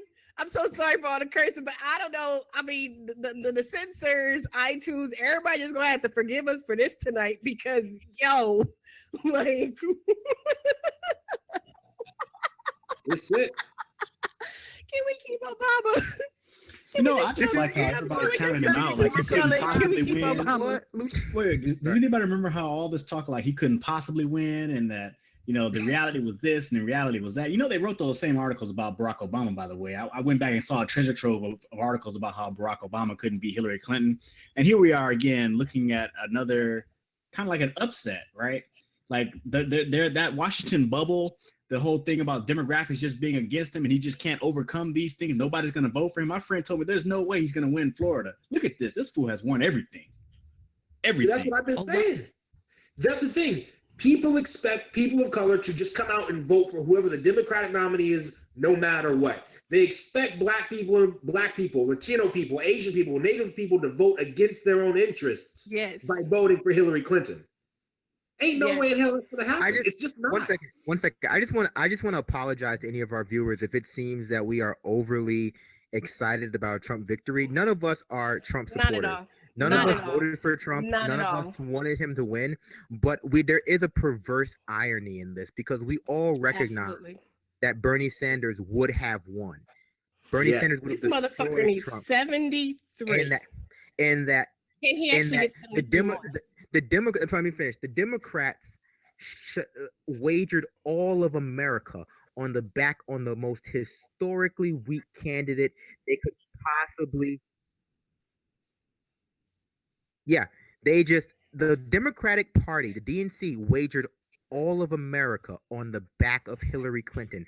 They made the most reckless gamble that could possibly be made in the history of the United States of America, and they lost. They bet the farm. And so, what do you think fallout? What do you think the fallout is for all the elites that did not support Trump? Nothing. He might actually punish the factions that didn't support him. We gonna have executions in public square. I gotta commend you. He might punish the establishment or the elites. He might. Well, there should be no doubt. Trump guys. He might punish the hedge fund managers. He might punish the people that really were out and against him blatantly. He might even punish the people that refuse to support him, by not giving him money. And the people he's going to reward are the people that bankrolled him, the people that did come out and pour some money into his campaign. I mean, that's the spoil systems in a nutshell, right? My latest question to y'all: How your degrees look overseas? Because I know for damn sure my physics degree is going to look real good over in Europe because I'm gone. So I'm a lawyer and an urban planner. Not really sure, but my boo is an iron worker, and I know they need them over the Middle East. I can live on an American compound somewhere where he makes some money. I have a personal training certificate, and I can get recertified pretty simply. And you always need to be ripped. So I'm not gonna lie. I'm really not gonna lie. I'm really glad I'm majoring in physics and chemistry because I can take this anywhere because I ain't staying. Yes, you can. Absolutely. And Nayla has already been planning on going. She's trying to go to college in Germany or Switzerland or Canada or someplace anyway. So she's working. This kid, my daughter. We're gonna take a moment and getting to back up to what Brandon said before. No, it's not that we're making light of this or this is not serious. We're just trying to help people be at ease, right? When we talk about something that's very serious, because seriously, and when I talk about the anxiety, I'm not like just being silly. Like it's a very real thing, and we've all experienced some form of it, whether you've actually been diagnosed with anxiety or not, because there's been so much fear mongering, right, over this election cycle. I mean, they've preyed on the worst of the worst in all of us, and really, like, people's lives are at stake in any given moment because of the way without Medicaid expansion, how many people in the South or in other places that don't have Medicaid expansion, how many people are really struggling? Like, I mean, there's real stuff that and these people looking at Hillary Clinton and the Democratic Party and then Trump and the Republicans on the other side are playing around with all of our lives, right? So we do need to pay attention to what initiatives, what groups, what organizations are forming and fortify them and support them going forward, because it doesn't matter who wins tonight. It is very clear that neither of the major parties have our best interests at heart. So we're not making light of this, but we're trying to make light of the situation this evening so that. Okay, so I just want to. You know what I'm thinking right now? I wish I had put $1,000 on Trump. So I just want to be very clear. Trump needs 73 electoral votes to win, and it does not look like it's possible for that to not happen, because he's going to win Georgia. He's going to win Arizona probably. He's going to win. He's going to win. You're married to Nevada. one of the most popular presidents in the last 50 years. North Carolina. How the hell do you lose? He's going to win Utah. He wasn't that damn popular. He's going to win Wisconsin. So how do you lose? I don't think there's a path. You can't make this about respecting women when you marry to a man who don't respect you or any other women in his life. Oh, what did Donald Trump say? How can she talk about me when she married that nasty man? Everybody tried to say, well, why don't they talk about the rape case? Why don't they talk about the rape case? Because the guy that he's accused of raping the girl with is the same one your husband used to kick it with on his little sex island. Spirit cooking. I mean, like no mind blown. Mind blown. Damn, you putting. What's going on, Gerald? I'm sorry. Earlier this evening, I was at my dad's house. I took my dad. I made my dad. I'm a nerd, black nerd, blurred Society of Black Men Tats. Whoop whoop. Anyway, I made my dad a shirt that said it's a men tat thing, right? Because that's something that he says. Men tats are from the series Dune. Then I also got him a shirt. Like I mentioned before, my dad is sick. He has a rare form of cancer we just found out 2 weeks ago. And so I got him a shirt. Again, I'm a nerd and he's a nerd too. He's a big old nerd. So I got him a Han Solo shirt. It's the Millennium Falcon flying through the asteroids and it says, never tell me the odds. Cheesy, I know. But it worked and made his day. So because I had been talking to him earlier, and Atlanta traffic is brutal during rush hour. So I drove over there because I had been talking to him and he was really down because this is his second week of treatment. And he was just talking about some of the things going on. And it's just for someone to be so capable, right? That's why, like I said, like all this stuff, Trump, Hillary, whatever, just like we all got stuff going on, and whoever's at the top, I mean, we gonna have to get this work and do what we got to do anyway, no matter what. So anyway, long story short, I take over this box of stuff. I was going to put it in a gift bag, get him some snacks and stuff for his treatment sessions. I was going to do all this stuff, but he sounded so down when I was talking to him earlier. So my sister and I, we drive over there. It takes us like an hour and 15 minutes to go like 12 miles. It was ridiculous. But I also got him this really cool thing, a Chris knife. So he might need his Chris knife, which is it's like a replica from a sandworm tooth. But anyway, I digress again. Big nerd, I know. But anyway, like we were talking and stuff, and it was just such a high point. And he was like, I'm not watching the election. I don't care. I voted. I did what I was supposed to do. They didn't do what they were needed to do. So my dad starts watching, when we were leaving there, he starts watching Starship Troopers. And that's what he's been doing all night. I'm sure he's in bed by now, but he's been watching movies, his various sci-fi favorites, because there's a lot going on in our lives. We all have a lot of things going on. We're all going to still have to get up and struggle. It was going to happen regardless. You know, Obama came in 2008 after the financial crisis happened. And yeah, he was able to stop the hemorrhaging of jobs and economic wealth from the country. But what can and replenish and brought jobs back. We've been replaced with low wage jobs. You know, Black economic wealth was essentially wiped out. There's so much that's been so wrong in the last 8 years, and no, it's not all of his fault. But let's just be real. Everything has not been perfect and peachy keen. Folks have still been struggling and trying to get by.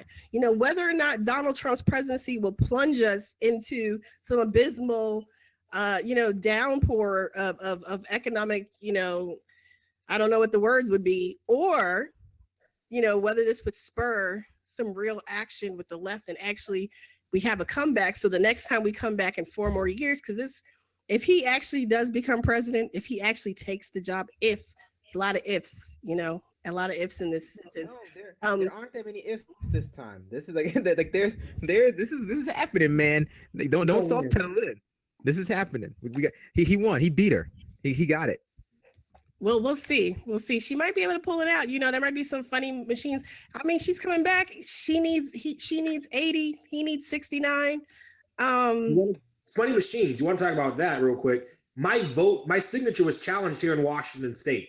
And the only way I found out was because I had the foresight to check online to see how my ballot was doing, because we're entirely vote by mail. Ooh. If I hadn't done that, I would have got nothing but a letter after the election saying, oh yeah, your vote, your signature was challenged, sign this and return it by the 20th. I just moved 25, 30 miles south and I don't have a card.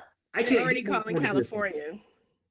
So be careful with, check your votes. Yeah. If you voted by mail, if you voted early, if they got a tracking system, call your auditor, call whoever you got to call. But make sure you're already estimating. They're already estimating. Nothing's come in yet, but they're already estimating that she won California expectedly. They still have not called Georgia yet, which I don't understand. Georgia's now, it's still 54%, 43%. I don't know what the hell they're waiting for, but Kasim Reed, all you little lion, can't wait for you not to be mayor no more. And whoever you supporting to replace you, we gonna shut him down. He ain't gonna be mayor, or she, whoever it is. We gonna make sure your predecessor ain't mayor. Gonna make sure you don't get any other office in the state, boo. Yeah, Trump has Sorry, I say Trump has a 300 lead in Georgia and other places. Sorry, I'm just a hater right now because I hate our mayor. Our mayor who sucks up to racist white people, like our governor who calls black people colored on television. Like, say what? Yo, say word. Our governor just called us colored people last week when he was talking about this. I'm mad at niggas on the phone. Like he's just on the phone on air talking to his friend. No, this is like on the Dave Chappelle show when it's the band and then he's like, oh, that's what you're gonna do next? You gonna do your taxes while I'm talking to you? What I was gonna say is that Trump is winning Georgia by 300,000 votes. And Atlanta. He's winning Arizona by 50,000 votes. He's winning Michigan by about 20,000. Nevada by, all of them. He's winning New Hampshire by 10,000 votes. He's winning North Carolina by almost 200,000 votes. Hey, Brandon, you want to start and the problem with this is her punk self is going to make it really hard for the next woman. Yeah. Like, the next woman, go ahead. According to, hey all, this is David in the production end. According to Gizmodo, whether you count them as a good source or not, Canada's immigration site is experiencing repeated outages, presumably due to surges in traffic. I'll just leave that there. Hey, I'm not gonna lie. I've already looked into transferring from Evergreen State to the University of British Columbia. So, your boy. Everyone just needs to.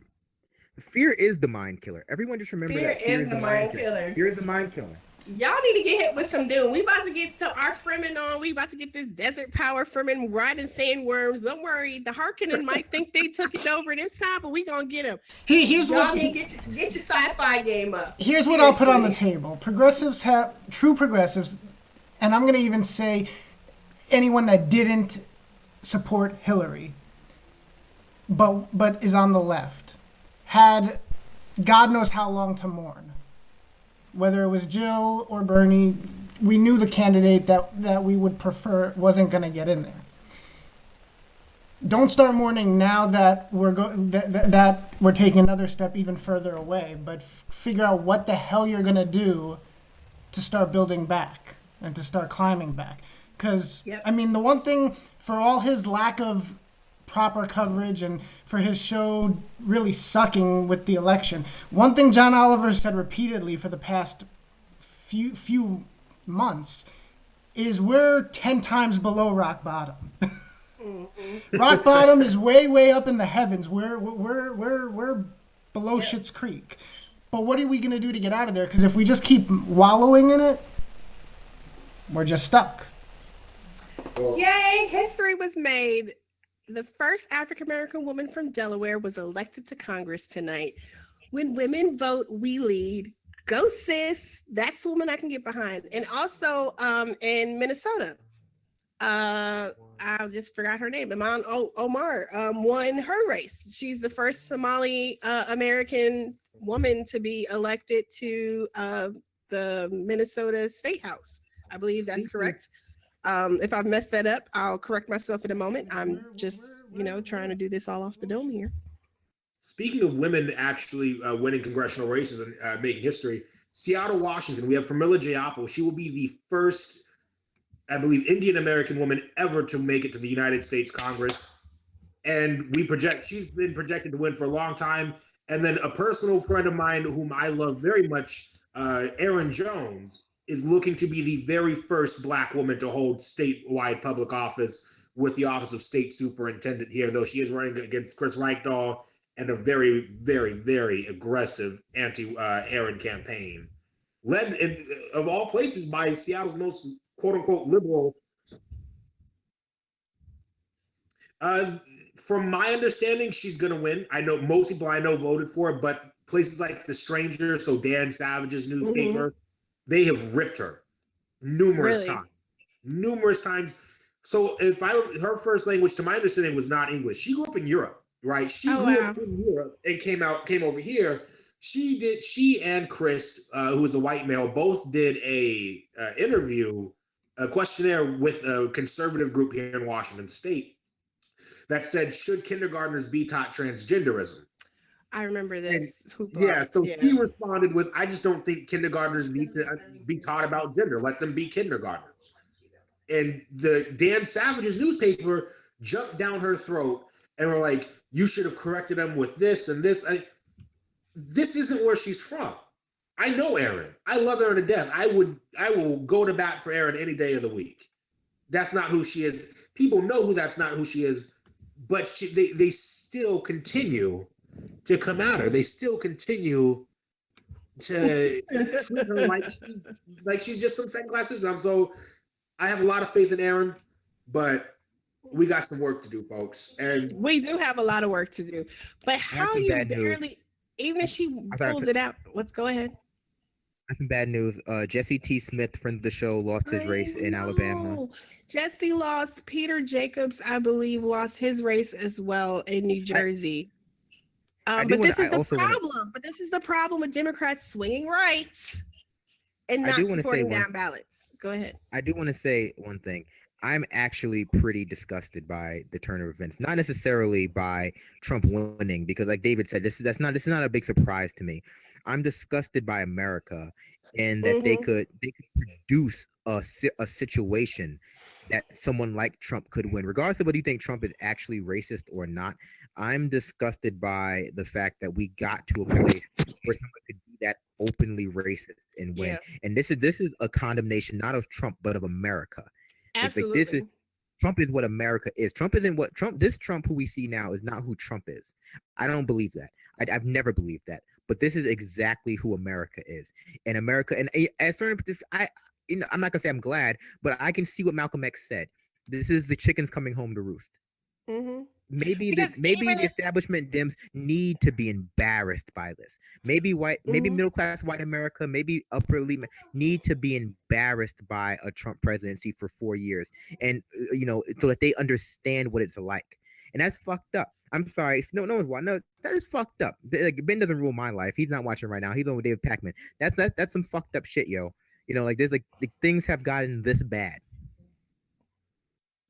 It is really bad though. When you I'm looking at this tracker, this election result tracker on Google, and when you look at it, look at it by district, by congressional district.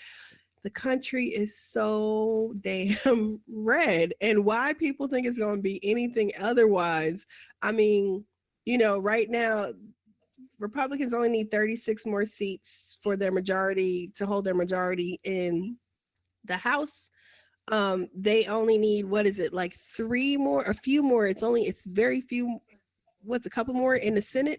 I mean, even if Hillary Clinton does pull it out tonight, she continues to have a very entrenched. They didn't do anything. All they did was elect her, which is what we've been saying is the problem with their strategy overall. If she doesn't pull it out, then we are stuck with Donald Trump is president and a Republican Congress.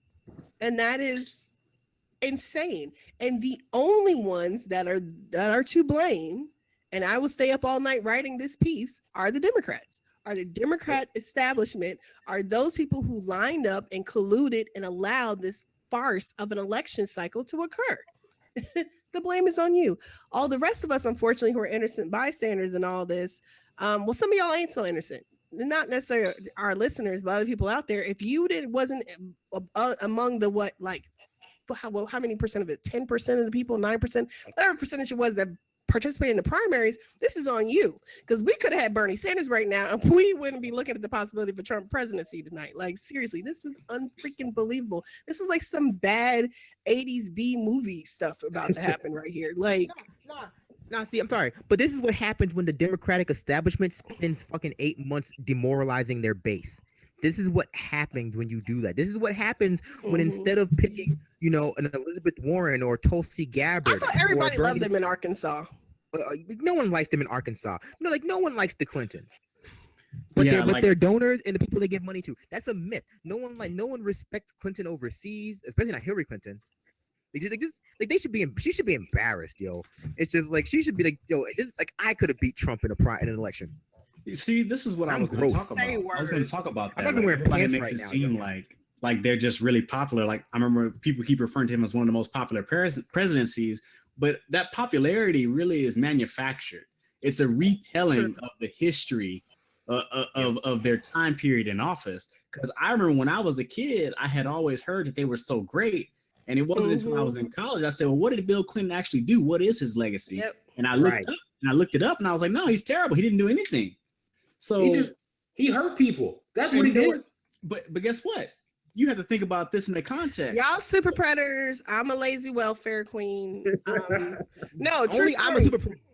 But true story though, because I had my kids. We had kids when we were in college, and I remember I was 19 going on 20 when I got pregnant with my daughter, and I remember I was sitting in a philosophy class, and we were debating about this is after welfare reform had been passed under President Clinton, and maybe like 2 years before it was up for reauthorization under George Bush, and we're having this debate in class or whatever. And some people just thought I was just fat. They didn't realize I was pregnant. But I remember I came out of class crying and met Craig for lunch. And he was like, what's wrong with you? I was like, what's wrong with America? Because we're young and we're having a baby and we're in school and we don't have jobs. He's like, we're on scholarship. We both work. Calm the fuck down.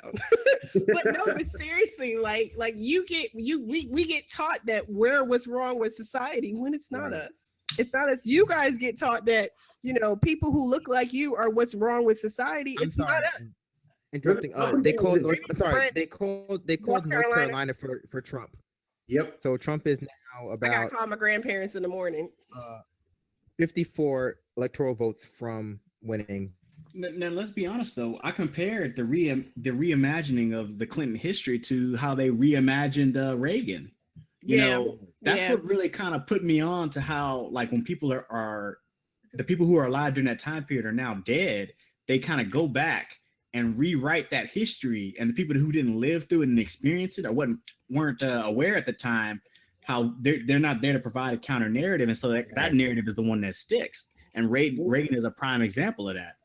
I want to point something out, because you said this, about being in college and being told, you're what's wrong with America, and how we're just, as a group, told we're what's wrong with America.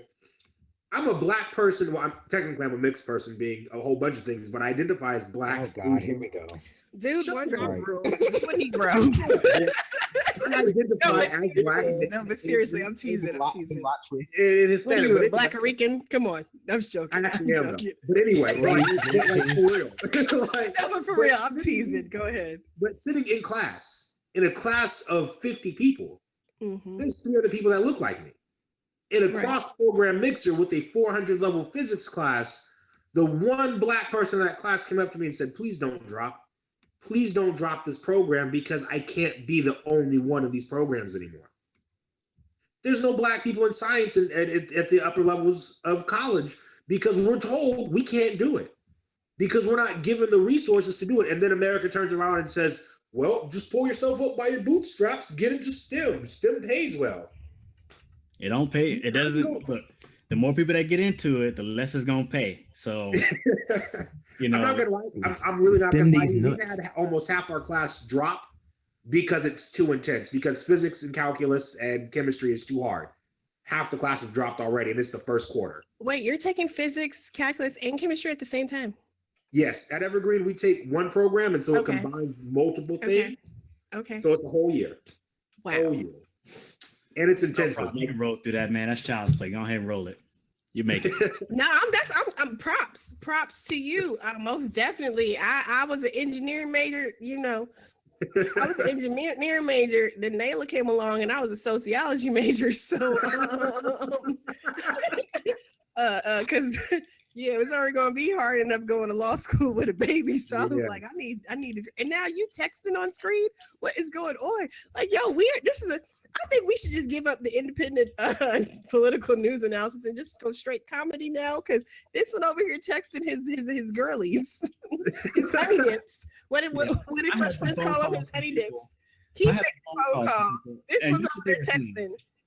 Guess what they were saying? Everybody's like, black men and your priorities. They were saying like this is all the voters' fault for not taking Trump seriously. I was like, the spin has already happened. All these millennials that like Bernie or whatever didn't want to vote for Hillary. They should have realized that votes have consequences. I was like, oh man, here it comes. And I straight up told them, I was like, hey, if you subscribe to the notion that, when people don't vote for a certain candidate, it's the voters' fault for not liking them, as opposed to the candidate's fault for not having to require whatever the people want from them. Then I guess it's okay to take that logic. I just don't agree with that logic at all. Right. And he was like, how dare you, Nick? How dare you imply that it's the candidate's job to appeal to the voter? What the fuck is wrong with you? this is America. Let's get serious for a second here, because someone actually just made a really good point on Twitter. Shout out to folks who are hanging out here with us, because seriously, we're trying to keep it light, you know what I'm saying, to some extent, because this is some crazy stuff. This was supposed to be over already, right? Like, this was supposed to be donezo. Like, here's the problem, though, right? Because, Hillary stands, y'all ain't need us. You didn't want us. But y'all don't got no game. You got no ground game. You got no text game. You got no digital game. Game, and you looking mad unfamiliar. Sit down. Ooh, Riley, you don't sit down with that. Game recognized, game Hillary supporters, and you looking mad unfamiliar. We gotta behave ourselves. I think Ben's gonna come in. Oh, okay, hold on. Wait, I gotta put some pants. But seriously, for a second here, we're struggling in Michigan. We're struggling in Wisconsin. We're struggling. And when I'm saying Democrats, right? Because this is what we were supposed to do. All of us were supposed to get together, kumbaya, and be behind the nominee. Okay. You're struggling in Wisconsin. You're struggling in Michigan. These are states that Bernie Sanders most definitely could have handled. Mm-hmm. It wouldn't even been no question. You saw the way he handled that in Michigan before. There wouldn't been no question tonight. The fact that you lost Ohio, that's just so hyper problematic. You know what would have won you Ohio, because you know who they love in Ohio right about now? Nina Turner. But you dissed the sister and did nothing. Right? She should have supported the TPP too. I know they don't like that in Ohio. Or no, the rumblings of her likely support. Oh, just to shout out, because it don't matter who gets elected tonight, because there's still the chance of a lame duck session on the TPP. There's an action that is starting next week. We'll be tweeting out information tonight, because I'm gonna be up all night, because I'm lit. And I've just been drinking Coca-Cola. I haven't actually done anything. But seriously though, there's an action against TPP next week. It's a 3-day call-in action, and there's actually going to be a Washington DC event, I believe, next Thursday as well. So people are still moving. There's still stuff going on. Don't despair, because no matter what, we got this. We might not got this as in this election, but guess what? 2018 is around the corner, baby. Better watch your backs. What? Here's something I found was interesting. I got a call from the DNC while I was in class. I'm in the middle of a physics class, and they decide to call me. So I call them right back after I get out. And the person on the other end of the line is like, would you like to be on Washington State's Victory Council? We're setting these councils up for every state to help direct Democratic policy, now and going into the future. So in the back of my mind, I'm ready to hang the phone up because I read the Podesta emails. I read their fake Clinton grassroots thing, but then I was like, but wait, what if Clinton loses and Trump wins this, right? What if this ends up being a real thing where we have a real opportunity to start shaping Democratic policy? Because they're calling Bernie supporters. They're calling Bernie delegates. They're calling all these folks up here with actual progressive ideas. And I'm like, you know what, man? I can't take this chance. So I signed up. I'm on Washington State's Victory Council. I'm going to sit up here. I'm going to try to put that work in, even while going to college, even while trying to help, the other Bernie-crats take over Washington State's Democratic Party, because you can do it at the state level, folks. Like, if you can get involved, or somebody who's involved and you can help them out, help them take over the state parties, because we've done it here. Washington is flipped from Hillary to Bernie, all top to bottom now. We are doing the reorg. We're going to get all the way up in there. But that's what's got to be done, is we've got to be willing to put in the work and work with those folks that we might not necessarily agree with, especially in the light of what's happening tonight with Donald Trump winning, the United States presidency. Wait, everyone, wait. It seems as though Clinton might actually win it. No. Nah, I'm fucking with you. No, she lost. I mean, maybe she can still do it. Minnesota, no. Wisconsin, Minnesota, maybe. Nevada's turning around for her. Yeah. Benjamin Dixon is in his house. God is not a Republican. Woo woo. Oh man, how is that? Wait a minute. Go back to Nick. Is that Nick? Yeah, I'm pretty sick right now, but I'm here. Oh man, that's pretty Nicky over there in the cut. Nick always looks like $1 million when he's on the air, man. It looks like he's going through like the plague, brother. You okay? Oh man, I don't know. I'll be all right. I think I had like some kind of horrible virus. It's destroyed me. Hey man, you get That's well. called neoliberalism. We need the pretty faces. We need somebody to look good on the channel, please. Come on. All right, I'll be back to normal tomorrow. Whoa. I mean, if I had a wardrobe and a hair budget, I mean, it'd be on and popping up in here. But it's just to be struggling. Natural hair is hard. 4C hair is hard to take care of. Okay. Don't see the sweat on my forehead? That's not because it's hot in here. Hey, seriously, did anybody see it going like this tonight? Did anybody see it going like it's almost definitively going from not playing? It's amazing. This is like if it does actually go for him, it is definitely a referendum against the Clinton brand and against dynasties. Absolutely. I was saying on in the studio here, you can't blame this remotely on Jill Stein voters. Like, this is a complete repudiation. Right. And I'm glad if it happens, I'm glad it happens exactly like this. Even Gary Johnson is helping Hillary Clinton. Right. Third parties are helping Hillary Clinton. Jill Stein is at what, like less than 1% nationwide. This is 100% at the feet of Hillary Clinton. And you know what? It is what it is. I've already gotten a call from someone saying these young millennials that didn't like Hillary Clinton, they're the fault that we're losing, and people need to understand that votes have consequences. Our age group was going for her over compared to everybody else. Like, it wasn't us. It's the old white people. And apparently it's white women that don't like her. She got a problem with her own people. The Dow has dropped 700 points. Donald Trump winning white women. He's winning white women. I was telling somebody the odds. Wait, he's... Oh, speak up. I can get closer. I don't want to put my face closer. Hang on. Hang on. Let me just do like this, and then I can get a little closer and talk a little closer. I was saying that Donald Trump is winning white women by he's getting 52% of white women. Hillary Clinton can't even win white women. What the hell? Well, that's because I'm saying we with Miss Ann, Slay Queen, Shondaland. What? Mm-hmm. I mean, personally, right? I voted for Jill Stein here in Washington State. It's going to go Hillary regardless. So I voted Jill. I voted my conscience. But I've been called it for Trump since the moment Bernie lost, because the idea during the primary was Black folks were going to come out at Obama levels, that Asian folks, that Latino folks were going to come out at Obama levels for Hillary Clinton. And that just wasn't going to happen. But as an aside, the Dow has dropped 700 points. I don't think any of us are in states where our votes would have mattered if we had voted for Clinton or not. Yeah. I think that the only one who's only almost kind of in a state like that is Anoa, because she's in Georgia. No, Georgia was always a red state. Georgia was never. They lied to y'all. Georgia was not about to be. I've been saying this. They lied. That was manufactured by John Lewis. I'm pretty certain, so they could get a little bit of money because the CBC was begging for that money a little while back. Georgia ain't never been a swing state. Wasn't going to be a swing state. Georgia wasn't going blue. Wasn't never going to be blue. I don't know why they lied, but we did defeat the school takeover amendment, so that's all I care about. Hey, real quick, Progressive Army. Hey, depending on how this plays out, like if Clinton wins, we're losing you a little bit, Ben.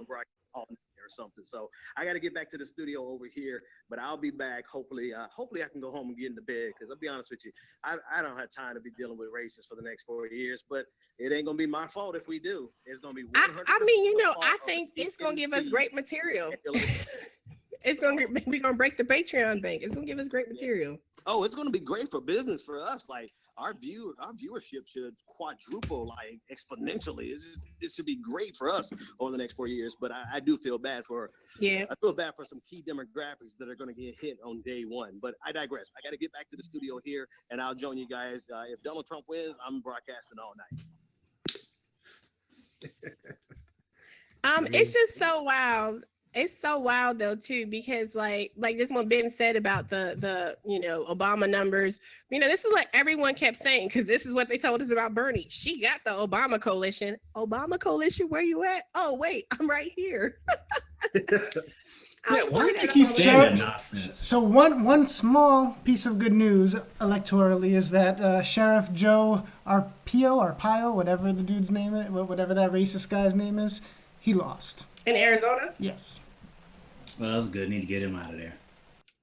Oh, Zephyr Teachout is trailing, but it's still a very close race. This is really? from Salam. She's struggling? She's trailing with 67% in 52 to 47. And my fingers are crossed. So here's the problem though, right? Bernie hopping on board with the Clinton train, did it taint the progressive down ballots? I don't really know. But if Zephyr Teachout is struggling, that's disconcerting.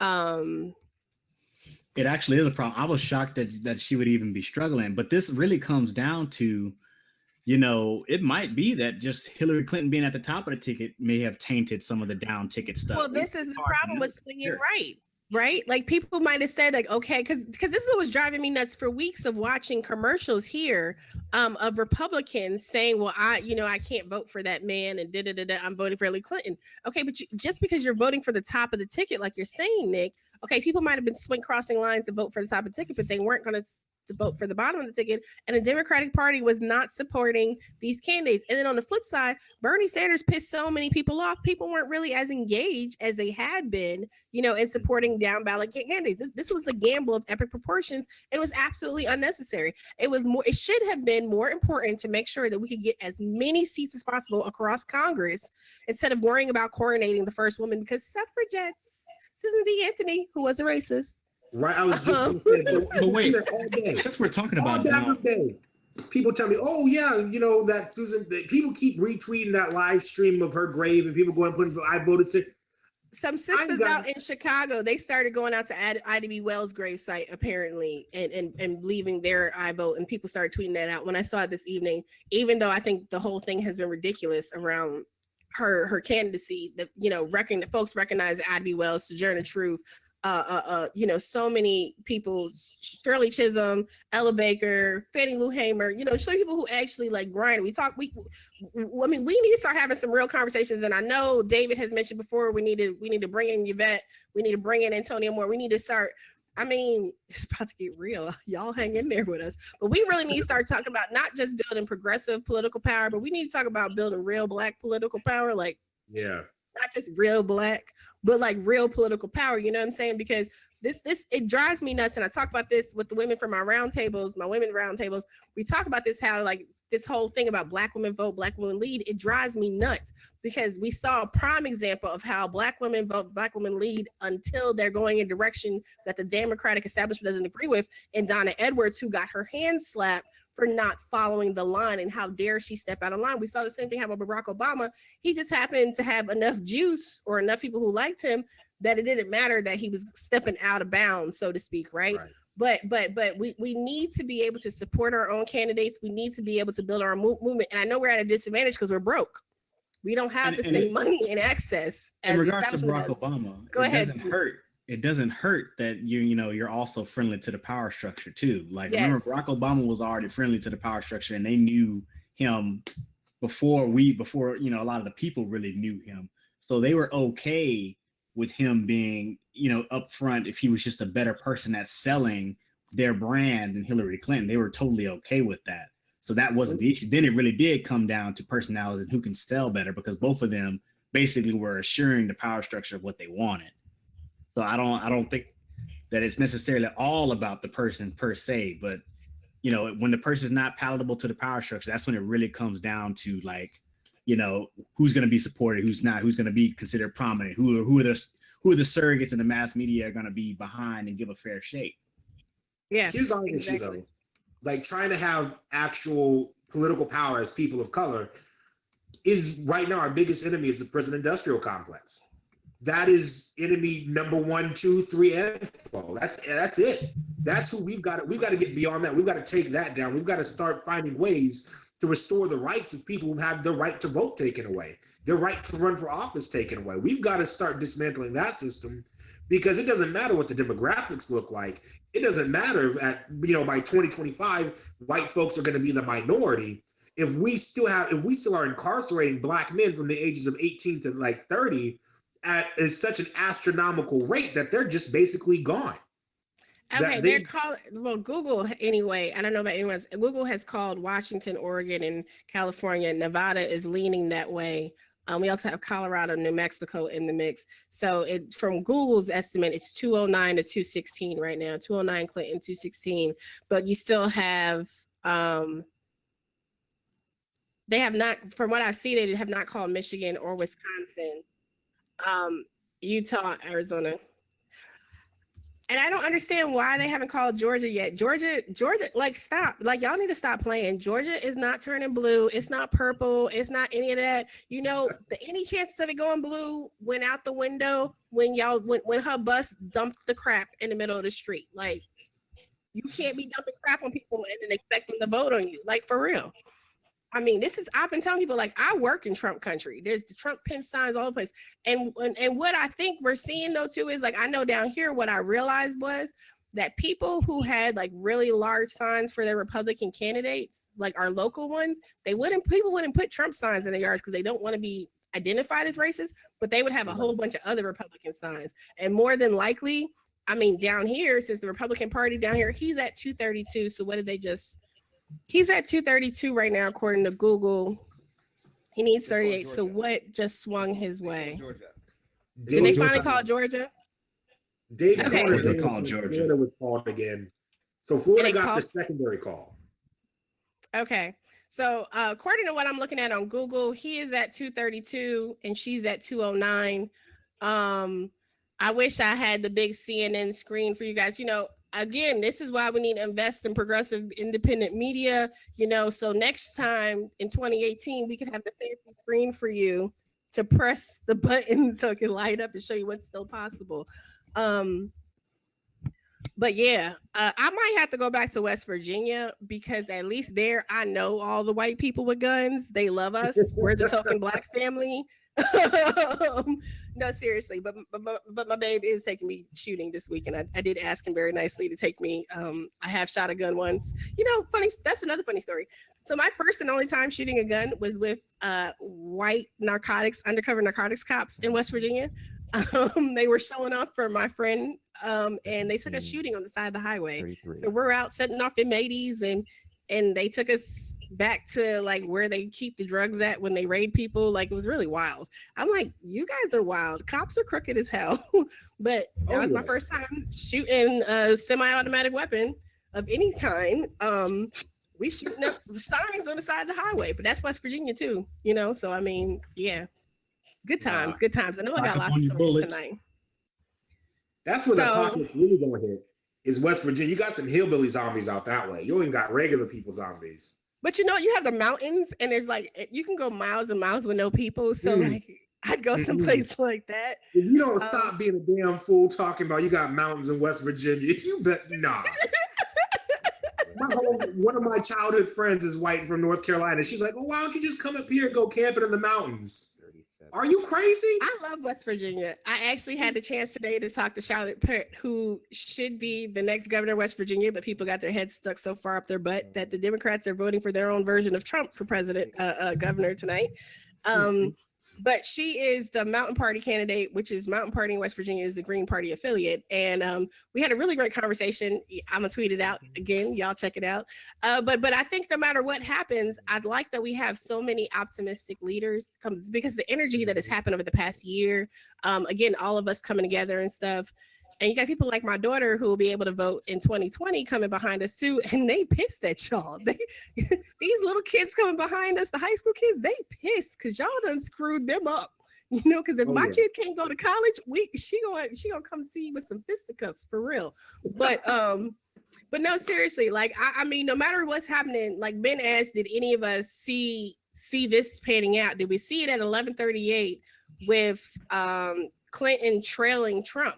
I mean, she might still pull it out. What does she have? She has Nevada, Pennsylvania, Maine. Is that enough?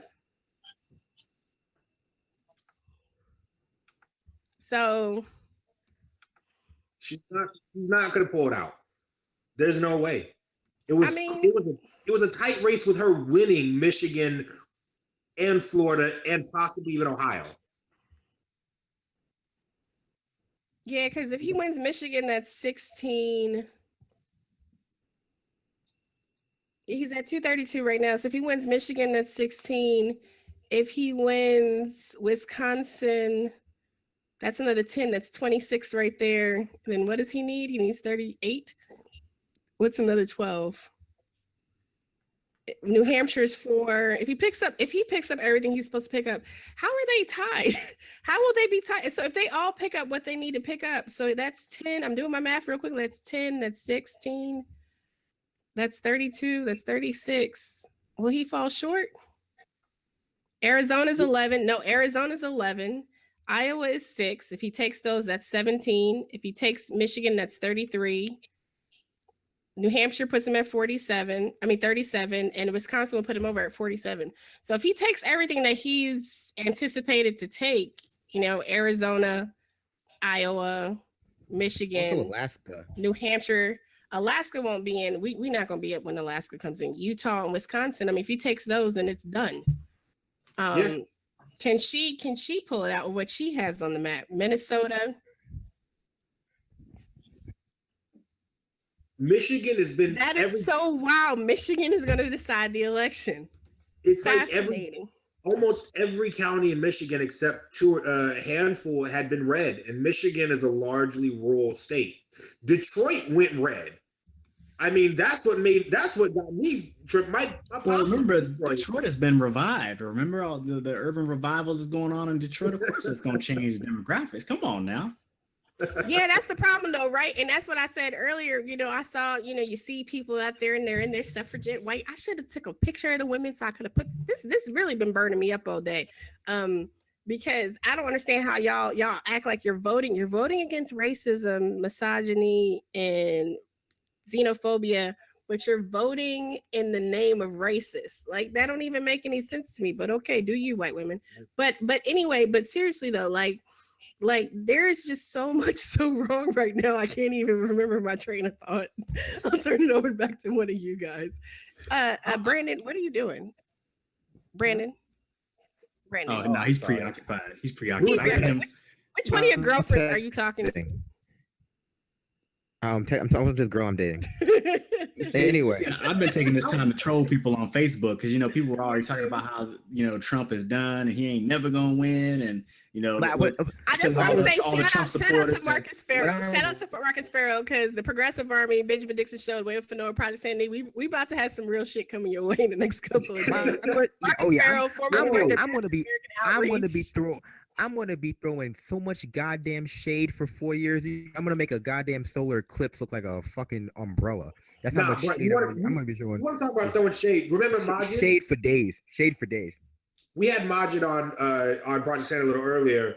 He originally from Iraq, was a political prisoner under Saddam Hussein. Immediately got on Facebook and started cussing out the state party chair, talking about whose fault is it now? What are you doing? Y'all are a disgrace. You need your job took from you. You worthless. You're garbage. I mean, Majid is going off on Facebook already. Robert Satayacum is a good friend of mine. He's an electoral college member this year. He said Washington State's going to Clinton, but she's not getting my electoral college vote. So we do got to watch that as well. We got to watch that. There's I talked to a confidential source of mine. They're in contact with 10 to 11 other faithless electors. So there's a whole lot of faithless electors out there this year. So don't be surprised if something change on December the 8th. What I want to see actually though is I want to see her concession speech. Like I want to hear concession speech. America didn't believe in my greatness. You know, voters need to realize America's that there are just consequences sexist for and your racist actions. and xenophobic. America is just tired of not being great. I don't know why you guys are so satisfied with mediocrity. Who was that Like, that said? Really, that's the question, Nick. Why don't you want to be great? Why are you resisting greatness? Who was that said? The turgid shaft of greatness. Empower the racists. And I was like, wake up. What country are we living in? Racism is built into the fabric. Every strand. Who said that? Racism Me? is built in that. Well, I said this part, I know, but I know you probably said we probably got the same branding because I be saying almost the same thing verbatim. Like, yo, where you help in that? Yeah, like where are we? This is America. It's built into the fabric of this country. It was built on it. Built with this college. Being in college, right? I get these really liberal, wealthy, upper middle class white kids first time away from home, and they're like, "Aren't you afraid of what Trump will do to your people if he wins?" And I'm like, "Look, man, I already deal with what Trump folks already. I've been dealing with racism since I was born. This ain't nothing new. Y'all are just seeing it for the first daggum time. Welcome to my life." What it is it's just finally coming out in the open, and it's embarrassing them. I think they're embarrassed. Welcome to my life. We deal with this all the time. Like, it ain't gonna go away if Hillary Clinton won. They could just ignore it again. That's all it is. Yeah, I said this too. Is racism just gonna, just fade into the night? Just go away in the night and just disappear because Hillary Clinton won? No. Phoenix. That's fascinating because they're I always like him to win Phoenix. I mean, I did not expect it, but like, I don't even understand how people blaming Jill Stein for anything. Like, I mean, I was really hoping the Green Party would do better. And I really think the fact that she's not doing better is because people bought into the fear that I know people who would have wanted to vote for her, but they really felt that it was more important to vote against him. So, I mean, they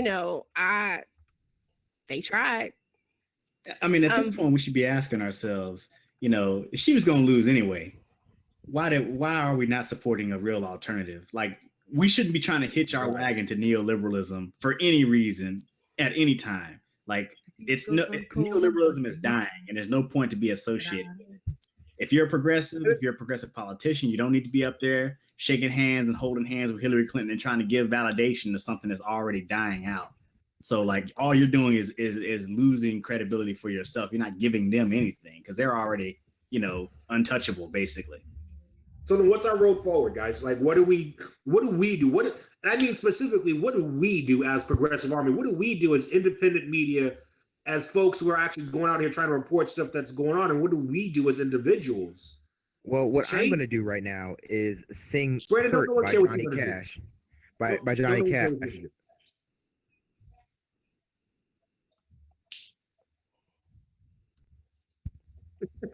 Okay. Brandon, what substance? It's all mirrors, man. It's all smoke and mirrors. I need some. I don't want to de-engage, but I do need some downtime after this. To be honest, it's been a very long. Yeah. Like, then there's no glory in killing yourself to rail against the machine. I do need some time to like just not do this. This is emotionally exhausting, and I realize that it's supposed to be emotionally exhausting. That's the point, to emotionally exhaust you so that by November 9th, you're like, oh, thank God it's over. No matter who won, thank God it's over. So yeah, like I would think that our goal right now should be empowering people, those people who think that, oh, my ideas just aren't popular, to empower those people to help spread those ideas, to open up those conversations. And I think the number one thing we should be trying to do is basically, neoliberals have lost. They can't beat, somebody like Donald Trump. They can't beat incompetence, bigotry, and racism combined into one candidate. That's what neoliberalism cannot beat.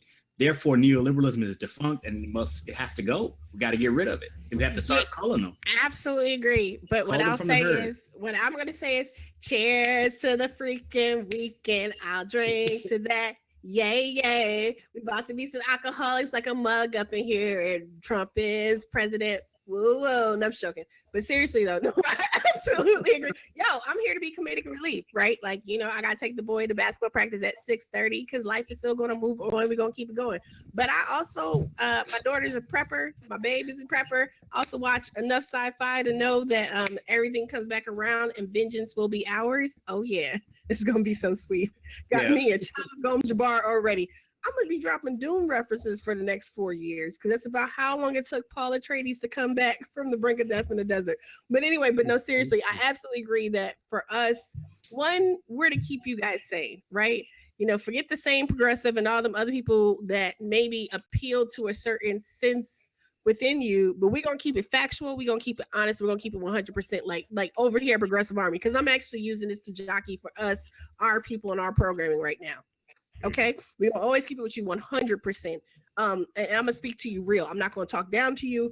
We're not going to give you misinformation. If some of us say, any of us ever across all of our shows, if we ever say anything that might not be factually accurate, you best believe one of us or another one of our partners is making sure it's corrected. We don't do that. We're not just going to just pump you up with delusions of grandeur without some actual factual basis to what's going on, because we want you to be successful. We want us to be successful, right? Because we can't do this without you. You can't do this without us. That's just the way it's working these days. But I do think as individuals, like Nick was saying, we do need to actually empower people to believe that their ideas can absolutely happen. Because who the hell ever thought, well, I guess Ronald Reagan was an actor. And I guess if Arnold Schwarzenegger had been a U.S. citizen, he could have been president too. So never mind then. But who would ever thought that orange being the new black would be like our presidential situation right now, right? Like seriously though.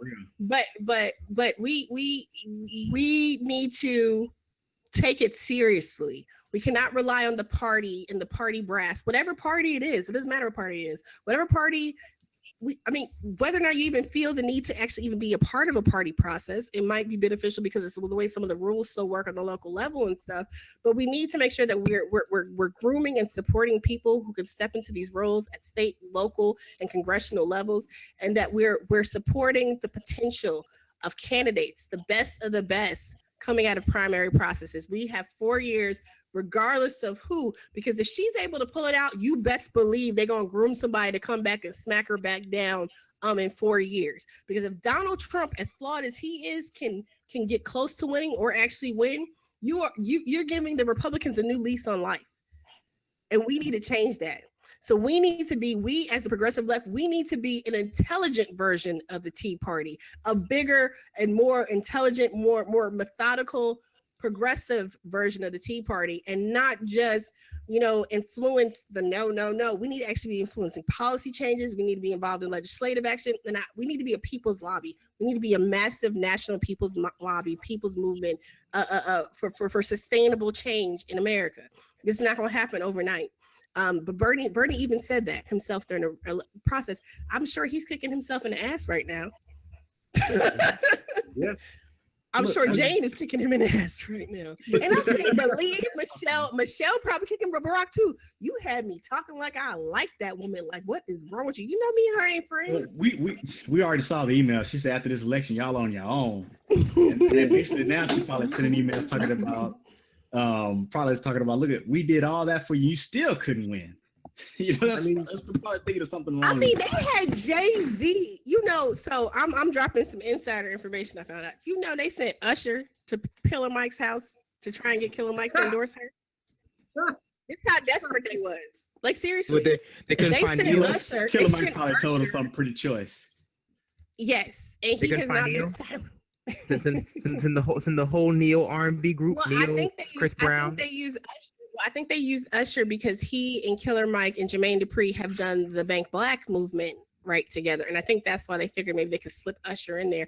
I don't know, as the way Mike was talking about y'all during the primary, I don't know what you thought he was going to do. Well, he did have that one line where he said he's going to be behind whoever's for the people. He did say that when he was a Bernie surrogate, but right, he worded it just right. He worded it just right. That's somebody, Michael Render. You know what I'm saying? You want to run for something? You holler at your girl. I will gladly take a leave of absence. And Nina Turner, whatever Nina Turner. I mean, seriously, like we need to start looking towards real leadership. We need to stop downing people. I mean, I mentioned this when I spoke earlier today. You know, we talked about how people are so quick to dismiss people for not having experience or whatever. I mean, Nick, you've pointed this out. We've talked about this with Jill Stein too, that people dog people for not having experience, never run for anything. Hillary Clinton, the hubris, right? Your husband and your crony crew hand pick a position for you. You get to be a U.S. senator with no damn political experience of your own, aside from being the president of the Young Republicans at Wellesley, right? Like she never actually held her own political office. She may have had positions handed to her, appointed positions handed to her by her husband, but nothing she actually worked for herself and earned. That was something that was handed to you by the political establishment, and then you get to run for president. Also but you was upset because then, like Barack, here comes this little funny-looking African kid that done totally messed up your game, and now here she is again. Y'all try to stack the deck. You get your buddy Trump, Mr. Cantaloupe himself, to run against you, and you're losing. I don't think this was a part of the deal. Like when Bill, do you think maybe Bill set her up to teach her a lesson about it? I don't know. Like, why would he sit there like, oh my God, when the memoirs about this come out? Like, I mean, I'm not gonna lie, especially with everything that's going on, and I really do want to say this, especially because people at home don't really know that Brad and I just get on each other because that's what we do. That's what's done. I really do respect everybody here at PA. Like, I mean, honestly, working with y'all has been inspiring to try to get out and do more. And I think that's one of the things that we have to do. I mean, I don't honestly know. I mean, I don't honestly know how to handle going forward. I mean, I've got my own personal goals. I'm still trying to get into medical school, so I'm still going to work my tail off doing that. But I think we've got to come out. We've got to come together. You know, we find out what you can do. If you get, you know, down ticket stuff. Get involved in your local area. Talk to your school board folks. Talk to your city council. Read what initiatives are going on. But I mean, by all means, folks, take a break. Take some time off. At the Life's same going to keep point, going, but we got to recharge because I mean, after this. okay, shoot, Google is saying he now has Utah. He's at 238. He needs 32 more to win. That's it. That's game. It's game over. It was game over when he won Florida. It was, you know, we're still waiting on Arizona, Iowa.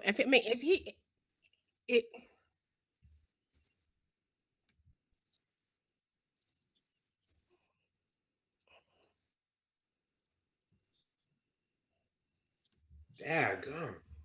I really think that fear. I mean, you know, pretty effective though. That smear campaign was really effective though. Yeah, you would. What I was trying to get at earlier today when I've been talking to people, even on radical people, they all had these criticisms of Jill Stein that they couldn't even explain half the time. And a lot of times when you have that, it is a perception, and perception is easily manipulated. And I can't help but say that, you know, I think their smear campaigns against the outside parties are highly effective. And we need to figure out a way to kind of get around that. Just being a part of the Green Party, period, is almost a toxic brand recognition to a lot of people. And I said this earlier. So, you know, even if the more radical people can't get behind it, what chance does somebody who's in the middle, you know, what chance does a median voter who's just being force-fed stuff by the mainstream media, what chance do they have of recognizing the potential of the party? Because even when you do recognize that maybe, you know, Jill Stein as a candidate may not be somebody you may like, there are still people out there who will probably still vote for the Green Party because they want to build an alternative. But then, you know, there are people who won't even get to that point. They can't even get to that level of discourse because the Green Party is just like, can't go there. And so what I want people to marinate on, I know everybody's going to take a break because they're tired. You know, this election has been draining. what I want everybody to remember is if we want to accomplish these big ideas and these big goals that are hard, we have to have a militancy. And that militancy means we have to be willing to play to win. And when we play to win, that also means that it's possible we will lose. This shit gonna make me curse.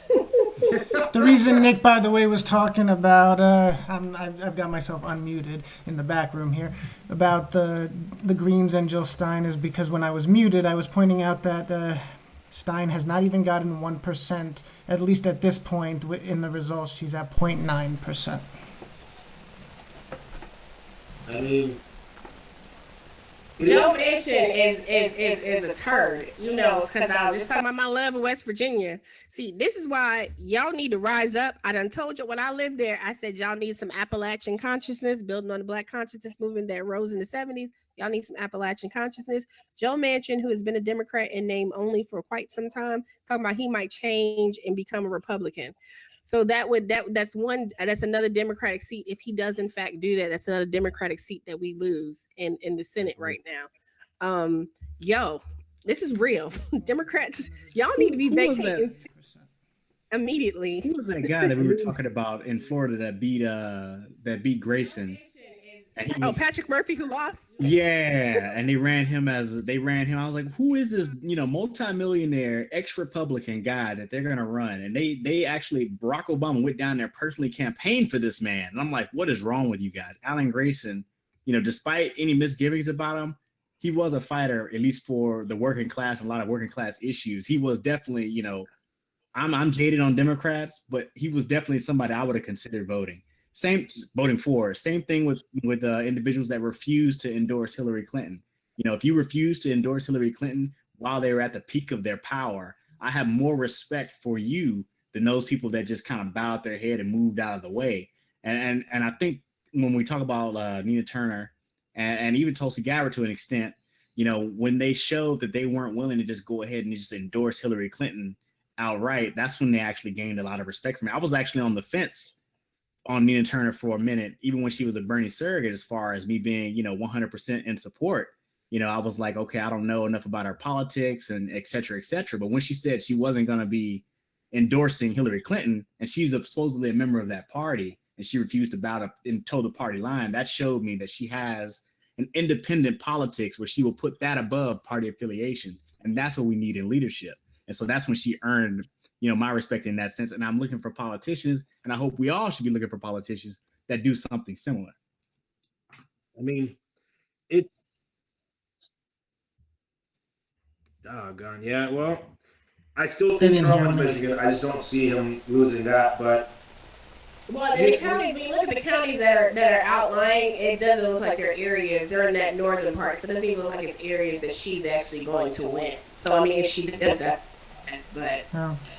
It is a clincher, 1% between them on that one. Well, what I want to make a point is that one of the reasons why Trump was able to win was because he was so palatable to not only the virulent racists in America, but those people who don't necessarily consider themselves racist, but are willing to tolerate a certain amount of racism if it gets them what they want. And I was just watching TYT's coverage to see what they were talking about, and they, John Iadarola brought up like, how could so many races exist in the country? It's like, no. Not all people who voted for Trump are racist. Beyonce still get their money. It's like not all the people who voted for Trump are racist, but what we have is the Democratic Party has failed to adequately address racism for almost 40 years. Over 40 years. Over 40 years, they have failed to make racism and sexism and prejudice a non-starter for a political candidate, because then they would have to address the racism, sexism, and Islamophobia in their own party. So for the most part, we still live in a country where all these things are infinitely palatable to a vast majority of voters. And and like that's why Trump was able, because so many people were able to balance disrupting the establishment with that racism and just move ahead with it. They just wouldn't consider it. Like, racism is not a non-starter. Otherwise, they wouldn't vote for Clinton either. I mean, we get to a point where we've got to start deciding, though, it's not just about the president. It really can't even just be about the federal level. Exactly. I've been voting down ticket. Vermont's governor, the Republican candidate, won in Vermont. Yep. Bernie. This is what happens when you swing to the right. Your down ballot people suffer. But that's a candidate that Bernie endorsed and campaigned for. Here's the thing, Bernie's not on the ticket. No, I'm just saying. No, I know. I'm just saying, Bernie's not on the ticket. Like, when people are given a choice between a Republican and a Republican light, they're going to choose the real thing. Like you shouldn't be trying to. That's like diet soda. If I get to drink the real thing, why am I going to drink that aspartame or that stevia? Like, ew, it's nasty. Yeah, we need some real sugar. Why would you even try to compete for those votes? Why don't you pick up the votes from the radicals? Why don't you pick up the votes from the people that are disenfranchised? Are you saying, Nick, that the Clinton campaign and the Democrats should have tried to find a way to work with Bernie Sanders, progressives, and others on the left? If nothing else, that's a novel idea. You're so brilliant. Oh my God. I mean, if nothing else, I think Nate Silver should lose his job.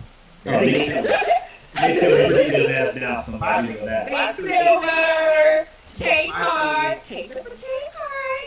Oh, where is Bakari Sanders? Did anyone see Bakari? Sellers, Bakari, Where's Bakari at? If I'm looking at the map, the Democrats can't. If I'm looking at the map, right, the Democrats, not to be the party pooper, but the Democrats can take the Senate still. Oh, can they? Okay, but if that's yeah, they still need 5. According, need 3. I'm trying to. Louisiana says it's going to be a runoff election. Pennsylvania, exactly. PA and Nevada weren't decided yet. PA and Nevada are leaning. Well, that would be a plus. Katie McGinty in Pennsylvania is leading, and Catherine Cortez Masto is leading in Nevada as well. Oh, let's go look and let's see some, because I'm pretty sure they did win, but let me look in the state level. Oh, I can't find it. I need to see if our clean elections team won in Arizona while I'm talking.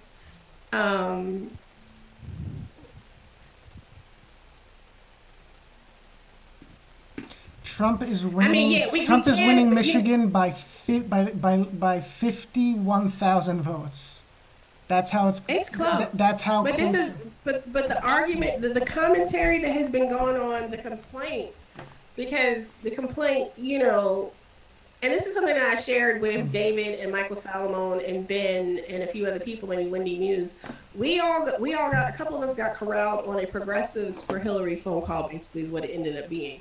The idea was, what can we do? What messaging are we, as people who are social media influencers from Bernie Sanders, grassroots side, what were we going to do, with the last 30 days, last 3 weeks or so? This was about a month ago. What were we going to do going into the general election if we were going to do anything as collective? And that's when sometime after that is when that piece from the 40, however many activists came out saying, like, okay, hold your nose and vote for her, but this is why we're doing it. This is what we're going to do. We were basically on the phone with, and this is right after the first Donna Brazier email dump, right? So we were on the phone with a senior staffer for her, as well as the progressive outreach person for the Hillary Clinton campaign.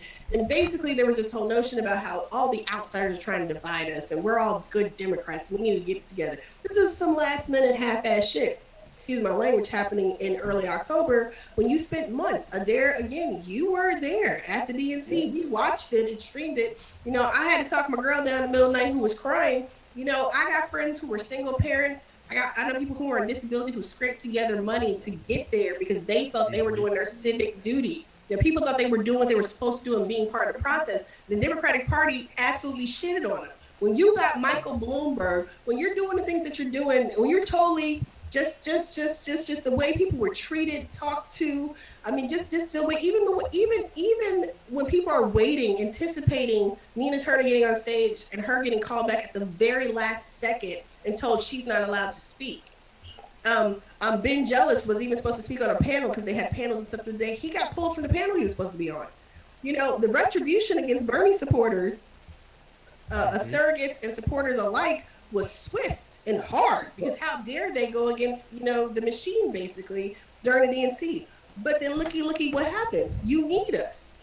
You needed us. Well, I mean, here's apparently, I'm sorry, I was doing the math. Apparently, Trump does not need Michigan to win. Like, he can just win it by pulling everything else. If he gets Wisconsin, he's fine. Yeah. He'll pull everything else and he'll win anyway. So, like, Michigan is not really that necessary. I will say, apparently, Trump outperformed his polling by about 6 points. So he was within the margin of error. He was within the margin of error up until today. At the very far end. At the very far end. No, not even at the very far end. Like, he was within reputable polls, was polling within 1% with a 4 to 5% margin of error. It was not. People kept making it sound like it was much. Like, it was much farther away than it was. It's been a really tight election forever. But at one point, she was 11 points and 15 points at one point, and I was like, "That's all bullshit. There's no way she's that far ahead." Yeah, you guys break it down all the time with the polls and stuff like that. So does anyone know what the minimum wage is going to be increased to in Arizona? Prop 206 in Arizona passed, raising the minimum wage and mandating paid sick time for employees. Will you check Washington's real quick? Because I know we had one on the ballot to raise it to $13.50 statewide. I'm doing all this on screen. Okay, yeah, let's look at some. Yeah, let's look at some of the ballot issues. Because I know here in Washington we have a carbon tax. Do you know which one that was? Do you know what? There's a whole list you guys have in Washington. I-745 is the biggest one. That's the constitutional amendment to end Citizens United. 745? Oh, 35. 735. Right now it hasn't been decided, but 64 yes, 36 no. Nice. So that, like, you know what's really sad?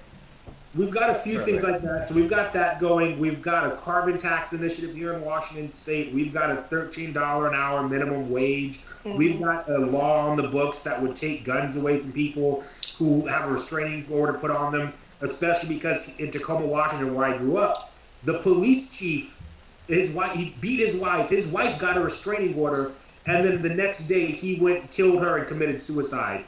There's now a law, there's now an initiative being written that would have guns taken away from those who have restraining orders put on them, and those who are considered at risk for suicide, who might be of harm to themselves or others. And the family can go in, get a court order, and remove the weapons from them to prevent that kind of violence. I mean, this is why down ballot stuff is important, because these are the things that are going to affect your daily life. These are the things that could save people's lives, right? You can save somebody's life by voting yes on common sense gun initiatives. You can help combat climate change by voting yes on a carbon tax. You can help people lift out of poverty to some extent by raising the daggone minimum wage. As much as, you know, I want to gloat about Trump winning because I done told them, after being told F you by all them Clinton supporters that they didn't need me, that I was worthless and I just need to go back to where I came from and stop being uppity. It's the down ballot stuff that matters. It is the down ballot stuff that matters, absolutely. Recreational. Trump is now winning Pennsylvania. Yeah. Recreational pot use. Recreational. Trump is now winning Pennsylvania. Oh, that's a wrap. It's 244. He's at 244. What did he just win? He didn't win anything. I'm saying Trump is now beating. No, but his numbers increased from 238 to 242.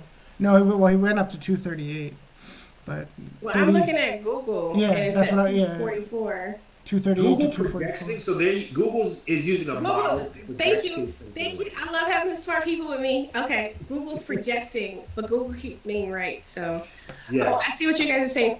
Pennsylvania is now switching a little from being girl. Well, that's what I said. It's a wrap. Pennsylvania. It is the ancestors of, because I saw a post earlier, and they were just talking about how, wow, the first Black president and the first woman president are holding a rally in the street, in the birthplace of our nation. The forefathers, how they must feel. I said they probably rolling over their graves, pissed. Their property is getting busy and trying to run some stuff. I'm like, hello, the forefathers, like, they were slaveholders. They probably beat their wives and raped their slaves. Like, come on now. Like y'all be, some of y'all be saying some dumb stuff. Like seriously, but like if Donald Trump is president tonight, it's not just because they're racist white people. It's because peak white corporatist feminism has run a freaking muck. You've let the Amanda Marcotts, whatever the hell her name is, the Lena Dunhams, the all these knucklehead ass people, the Joan Walshes, dictate how we're supposed to engage in the political process. And this is a problem. We have not been real on the issues. You've been so gung-ho on the damn woman. Elizabeth Warren, I blame you. Because you know what? When they said run, Lizzie, run, you just should have ran. You wouldn't even have to be dealing with this right now. Dave, Ben wants to join. You'll get your Twitter DM. All right. Recreational pot one in California. It's going down in the DMs. Hey, you know what the really sad part is? We talked about this earlier. But they're still going to blame Bernie. For all. People are already blaming us and blaming Bernie, and you know what? Go ahead. I don't give a shit if you blame me. I didn't do nothing. If you want to blame me, let's go ahead. Because you know what? You can be upset that people like me didn't vote for Hillary Clinton, and I already said it. I wasn't going to vote for her until my daddy sat me down and told me to look at Bernie Sanders in May 2015. I was not voting for her for the first time in my eligible adult life. I was not going to vote for a president. And I totally understand the plan that Dr. Eddie Glaude sat on the Benjamin Dixon Show and talked about in terms of blanking out. Because the Democrats need to be sent the damn message. And I understand a lot of people are like, oh, well, you're gambling people's lives. Yo, they gambling people's lives. Don't blame me because I don't want to hand my vote over to some aristocratic nonsense. Like, seriously. Right. Oh, yeah. You know what I'm saying? The Democrat this is some BS. Establishment was never as afraid of Trump as they wanted to make everyone else. Trump was an acceptable risk. They thought this was hilarious. They thought it was funny.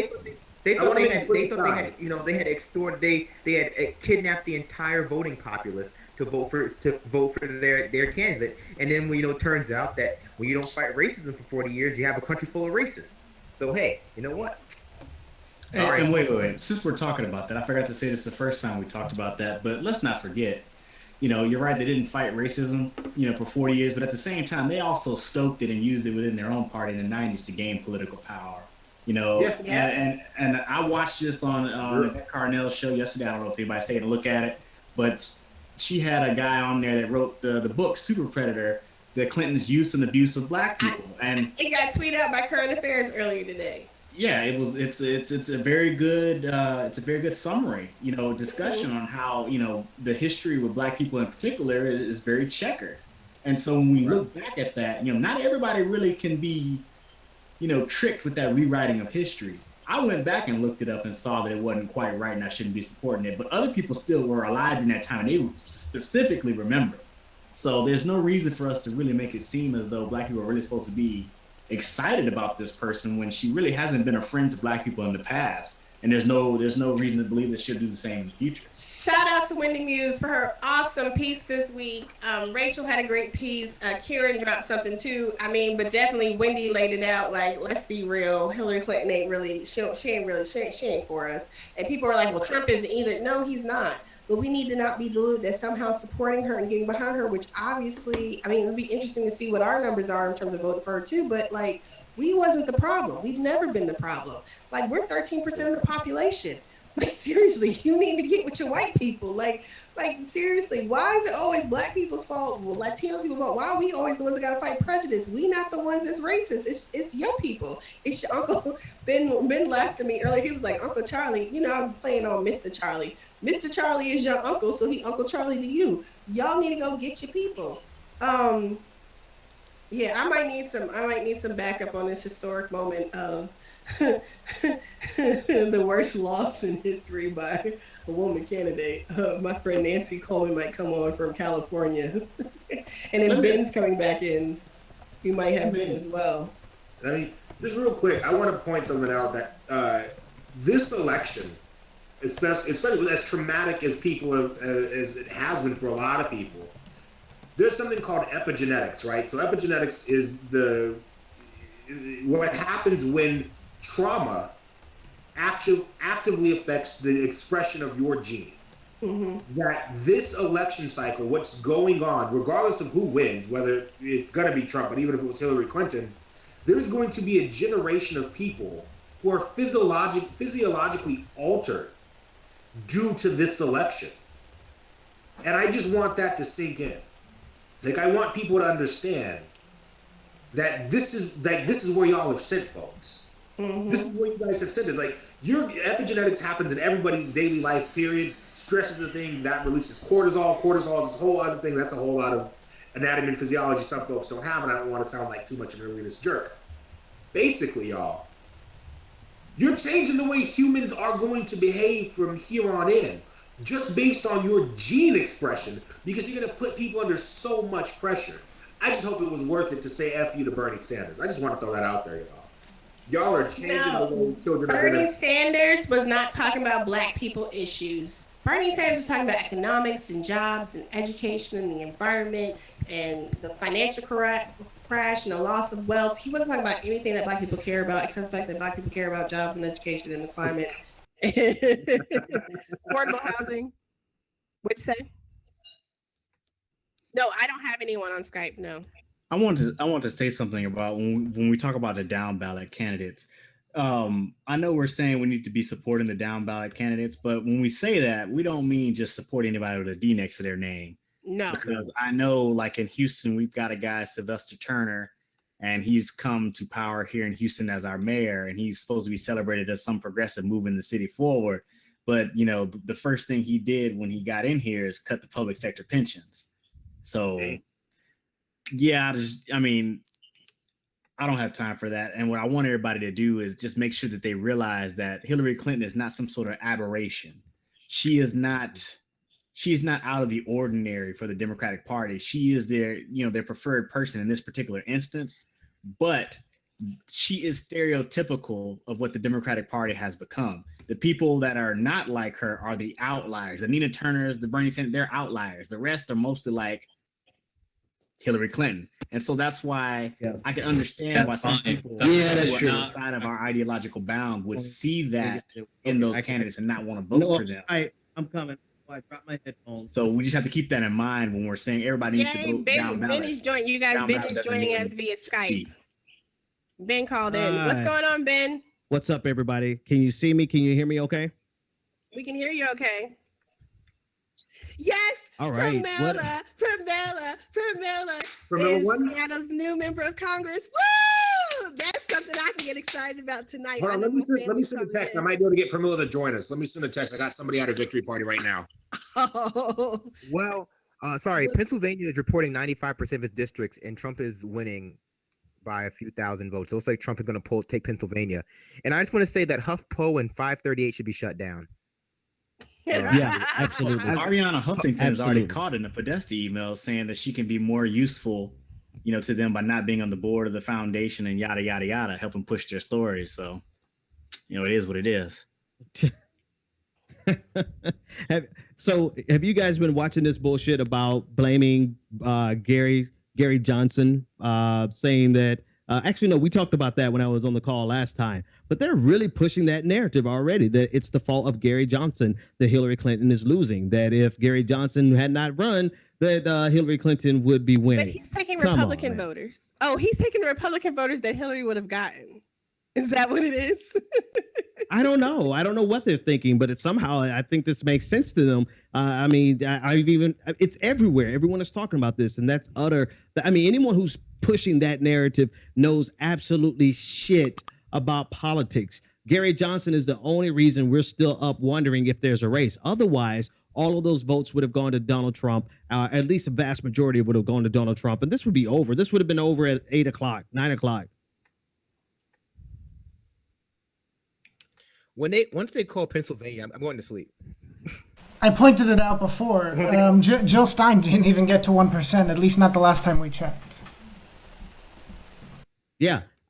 This Jill Stein would have been, they're thinking Ralph Nader 2000. This is not that. This is absolutely not that. Jill Stein did not even get 1% of the vote. Even if you take her 1% completely, she doesn't even get close. Gary Johnson's vote. I have people actually tweeting this to me right now. Somebody saying, I told them they don't know shit about politics and they're blaming Gary Johnson. One guy comes to me and say, yeah, but the 200,000 votes he got in Florida puts her ahead there, doesn't it? You dumb motherfucker. Learn something about political ideology. People are not just going to say, "Oh, I'm going to vote for a random third party." People vote for a third party that closely aligns with what they believe. If anyone was going to support Hillary Clinton, they would have gone then to Jill Stein. Period. They would not go to Gary Johnson. This is nobody's. Hillary couldn't get the white vote. Hillary couldn't get the white male vote, the white female vote. That's where she lost, and that's it. Get the white female vote, and this was supposed to be like the coming of age. Like, yes, oh my God, but people don't trust her. And like, I know folks are saying, like, you know, okay, people who support Trump are racist, but like, there's a lot of people who voted for him, who I know who voted for him. I know them in their personal lives, and you know, maybe they got some issues, but I'm not going to say they're card carrying racists, but they don't like her. And race is not an issue. Like, if you're a white person in West Virginia, race is not something you deal with. So the fact that somebody's racist, it doesn't affect you. So you're not thinking about it. And we have not been able, and that's a lot of America. We gotta be honest, right? Outside of, you know, a lot of major areas in certain parts of the South, America's very white and insular. Yeah. Right? Very much so. We have yet to make the case about why these places and these people should actually care about issues that don't affect them or touch their lives at all. You know, and it's a problem, because here we have this situation now where the fact that Trump is bad, Trump is evil, Trump is racist, all a lot of people have seen is that this is somebody who stands against the establishment all across the board. He's a self-made man, allegedly, which is really stupid because he's not. I mean, if the Clinton campaign had stuck to facts. I was talking with Craig this morning, or yesterday morning now at this point, about the union workers, and he was like, you know, actually rank and file union workers, when you tell them what he's done and how he's anti-union, they actually hate him. They hate him, and they would choose her over him because of the simple fact that he doesn't believe in giving us jobs on his when he does stuff. That right there was something that could have, in Ohio, which does have quite a bit of union work. You know, that those are things that could have been done in a more skilled way in outreach if they had actually invested in outreach and engagement. But instead of outreach and engagement in Ohio and Florida, you're too busy paying Jay-Z and Beyonce however much you paid them to do that concert, which clearly didn't work. Do you believe that would have overridden her support for the TPP and past trade deals that have really hurt those areas really, really bad? I don't think she could have told them anything that was going to get those votes. Well, that's it. I mean, that's one of the things that is affecting her here, at least in Washington, with a lot of, and it's caused a huge schism in the Democratic Party, that we might lose Democratic representatives to the House, and we might lose Patty Murray in the Senate because they supported the TPP. And unions are strong here in Seattle and Tacoma and Everett, over in Bellevue as well. The big cities are really heavy union because they're all right on the Sound. So they got the longshore workers union, right? Yeah. We're going to lose those seats because no matter what you tell them, and I mean, I've marched with these guys in Philly, they're not playing around. They're absolutely dead set. If you ever supported the TPP, you can kiss that vote goodbye. And you know what? That's the kind of attitude glad people have to have if they want to get their stuff addressed. Mm-hmm. Go ahead, Dave. Let's look at some of these states. Like, I want to see Michigan, right? So Michigan is going. In Michigan, Jill Stein has 1.1%.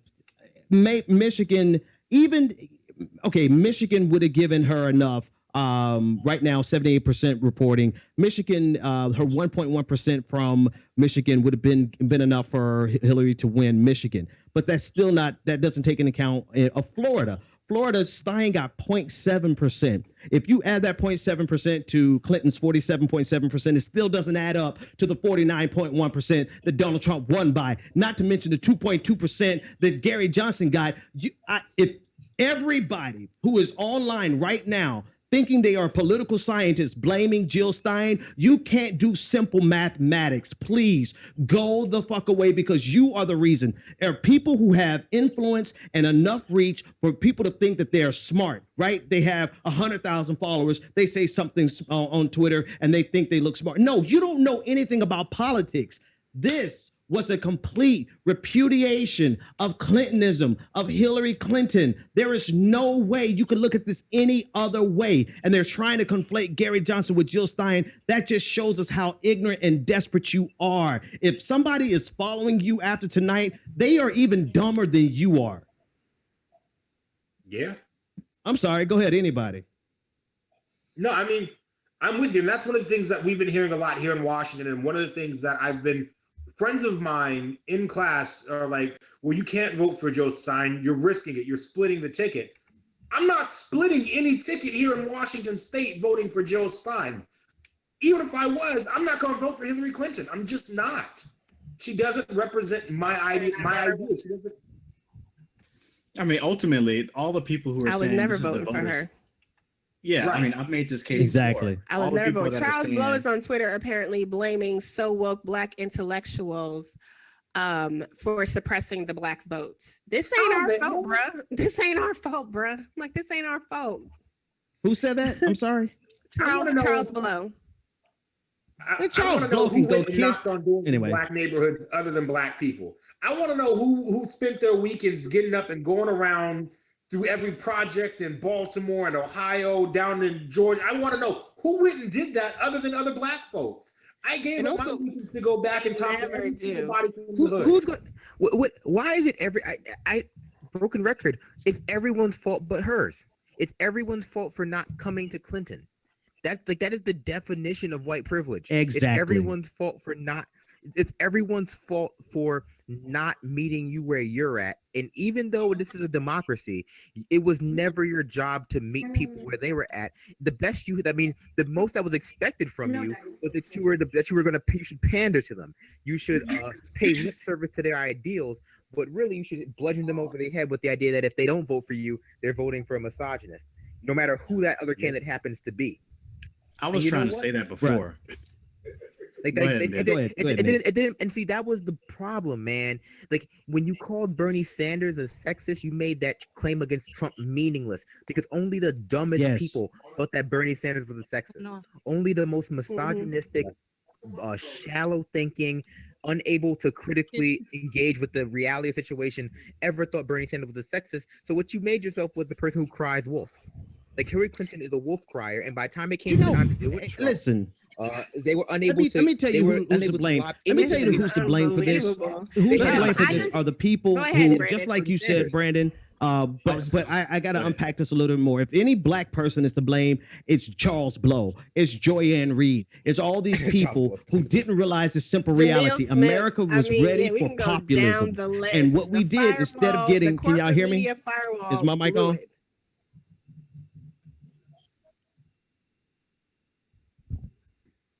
All right, can you hear me now? We can hear you now. Okay,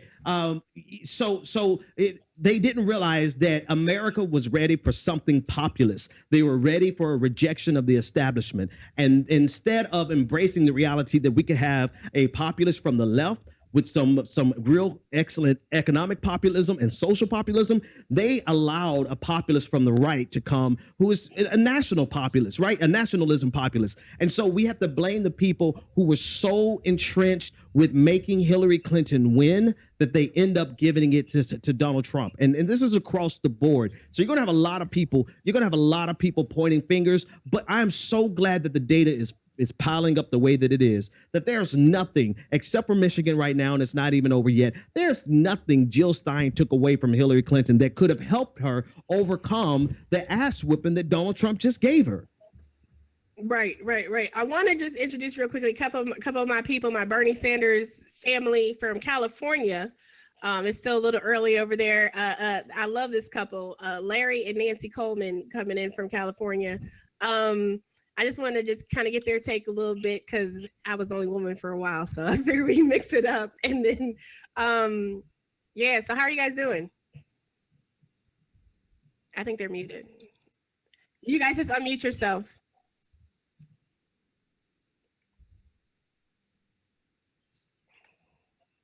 There's a little icon at the bottom. 2:15 to 2:44. Like, I can't believe, like, and everybody kept saying, like, oh, it's gonna be done by 9 o'clock. Oh.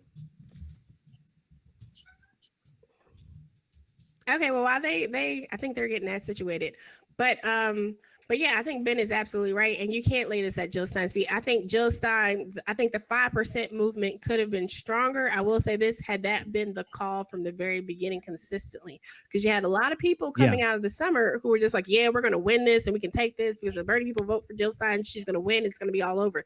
I think had we consistently built, consistently built the argument from July, August, that 5% and why it was needed, and actually did the groundwork and maybe larger urban areas to actually get that support, we would have seen a different outcome than barely 1% of the vote right now.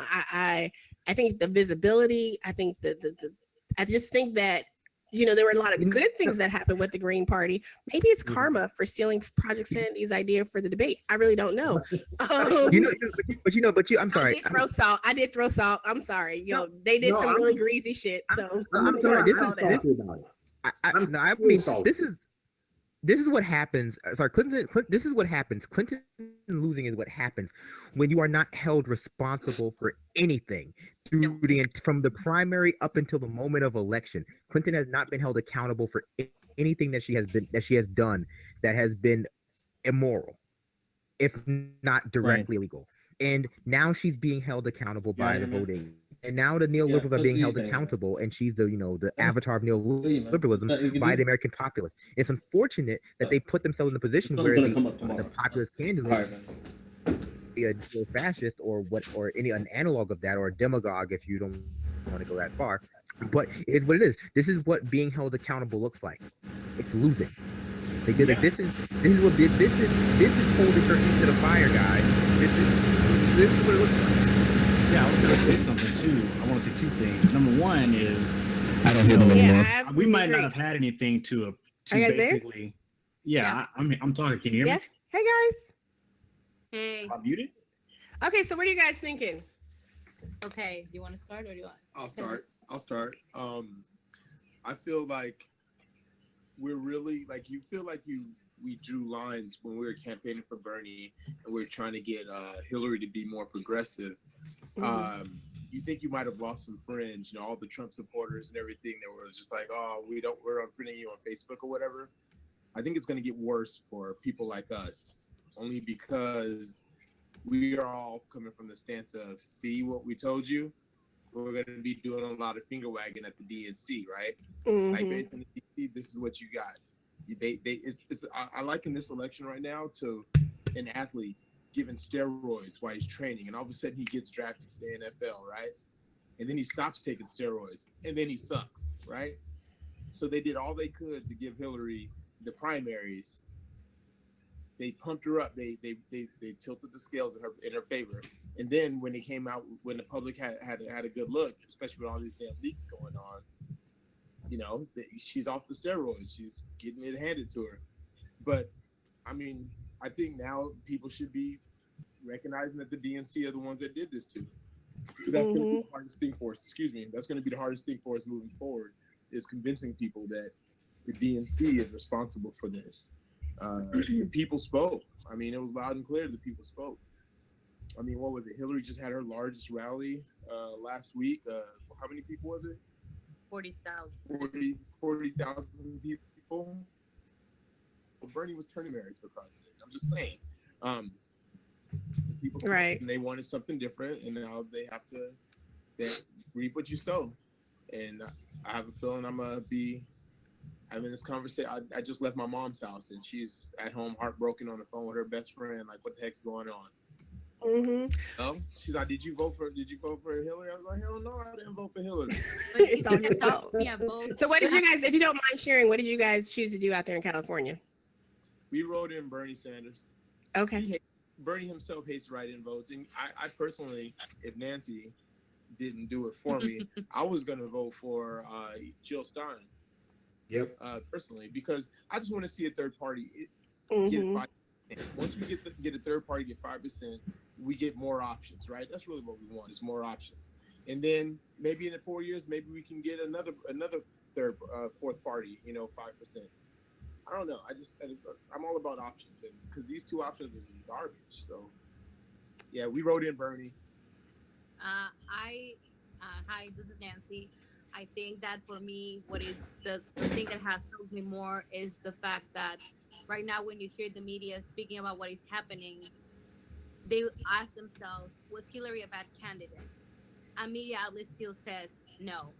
That to me means that they have not woken up and seen what they actually caused and what they're Yeah. causing right now. Mm-hmm. They want to blame everything on white Mhm. supremacy. They want to blame everything on misogynistic people, but they are not looking at themselves. They caused this Right. problem themselves. They're trying to push a candidate down our throats, and yet at the same time, they're not able to see around them and see the huge mistake they made by screwing Bernie the way that they did.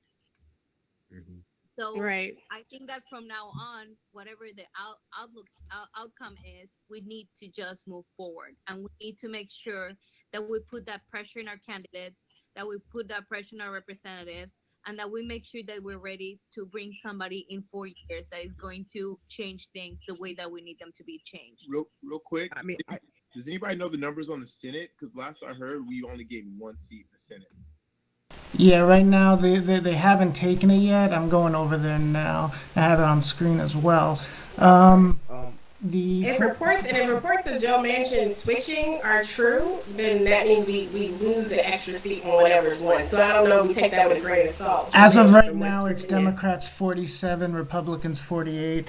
Louisiana's the only Louisiana and Pennsylvania and Missouri, I think, have not been declared. I think Louisiana is, from what I'm seeing, says it's we're looking at the same map. Louisiana is going to be a runoff. It says. Okay. Go ahead. Real quick, Two things. I do want to say that it looks like Donald Trump is winning, is going to win Pennsylvania from the numbers coming out. And as we are doling out blame, I think there's a special amount of blame that needs to go to people in the liberal media, sort of the new left media, the YouTubers, the people who I'm sure a lot of the people watching us also follow, who Oh, sorry, Ben. refused. Oh, and John Oliver. Yeah, it goes out to you too, John Oliver. People who refused to adequately address Hillary Clinton's flaws, so that the only person who was adequately addressing her flaws was Donald Trump.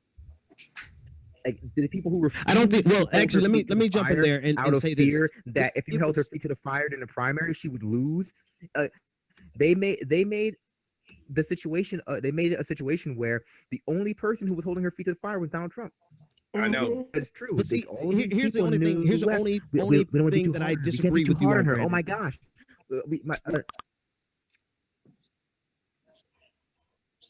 What about Go now? ahead, Can you hear Ben. me now?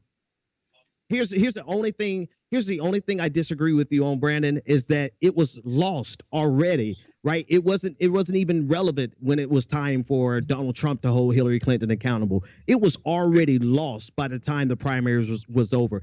This was not a case of Donald Trump showing to America how bad Hillary Clinton was. This was America saying F Hillary Clinton. Right. And so once we made our bed with Hillary Clinton, when they made their beds with Hillary Clinton at the DNC, that was it. It was already sunk. And to your point, it's the media who were complicit with the rise of Hillary Clinton to the demise of Bernie Sanders. That's where it was lost. That's where the liberal media needs to never speak ever again, because they 100% handed this to Donald Trump by making this just laying it out for Hillary, doing everything humanly possible to give this to Hillary Clinton, which ultimately gave this to Donald Trump. It was already lost before Donald Trump even started calling Hillary on her shit. Exactly. People aren't fools. Well, here's something I want to ask, because I want to see if anybody else has gotten this call, and I know I talked about it earlier. There have been calls going around by the DNC to people in various states to join their state's Victory Council to help decide Democratic policy going forward.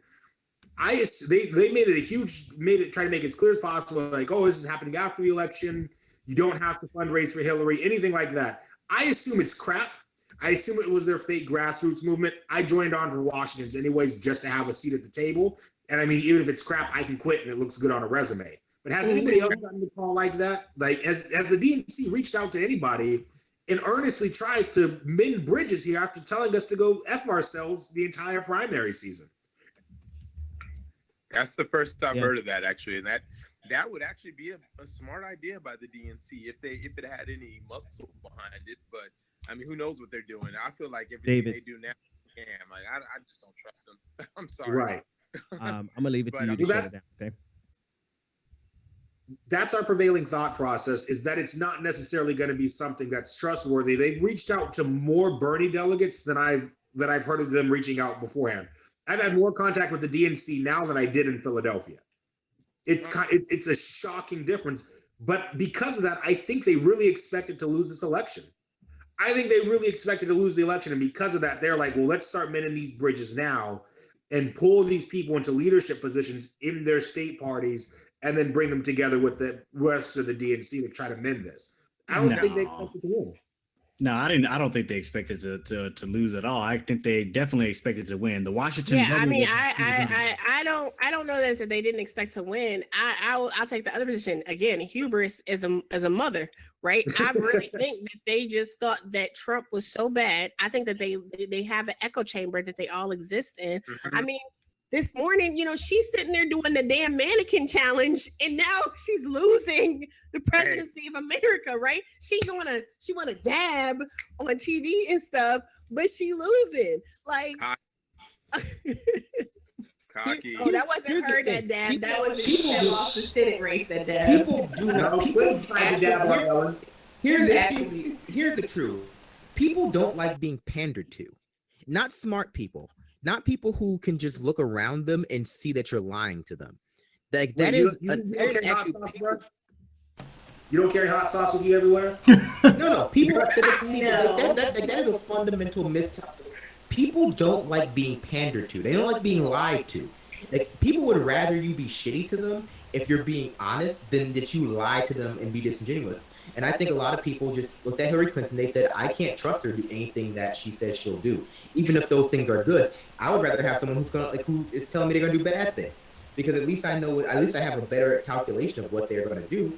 People don't like being stabbed in the back. People don't like you smile in their face and they can tell you're lying. I know, because I do it to people, and they're like, nah, I don't like that. I got called out the other day, and people don't like it. Like that is something that people do not like. You're kind of right. You said smart people and educated people, they can smell bullshit. But you know who else can smell bullshit? People who've been held under thumbs for centuries. Generations. As black people or as minorities, I feel like we can smell bullshit real quick, real easy, because we know. And sometimes it plays to our favor, or it's good to keep the peace and just play along. And we get that. And so it's just like, okay, yeah, I know you're fucking me right now, but I'm gonna go ahead and see if I can play along and just get out what I can, But it's not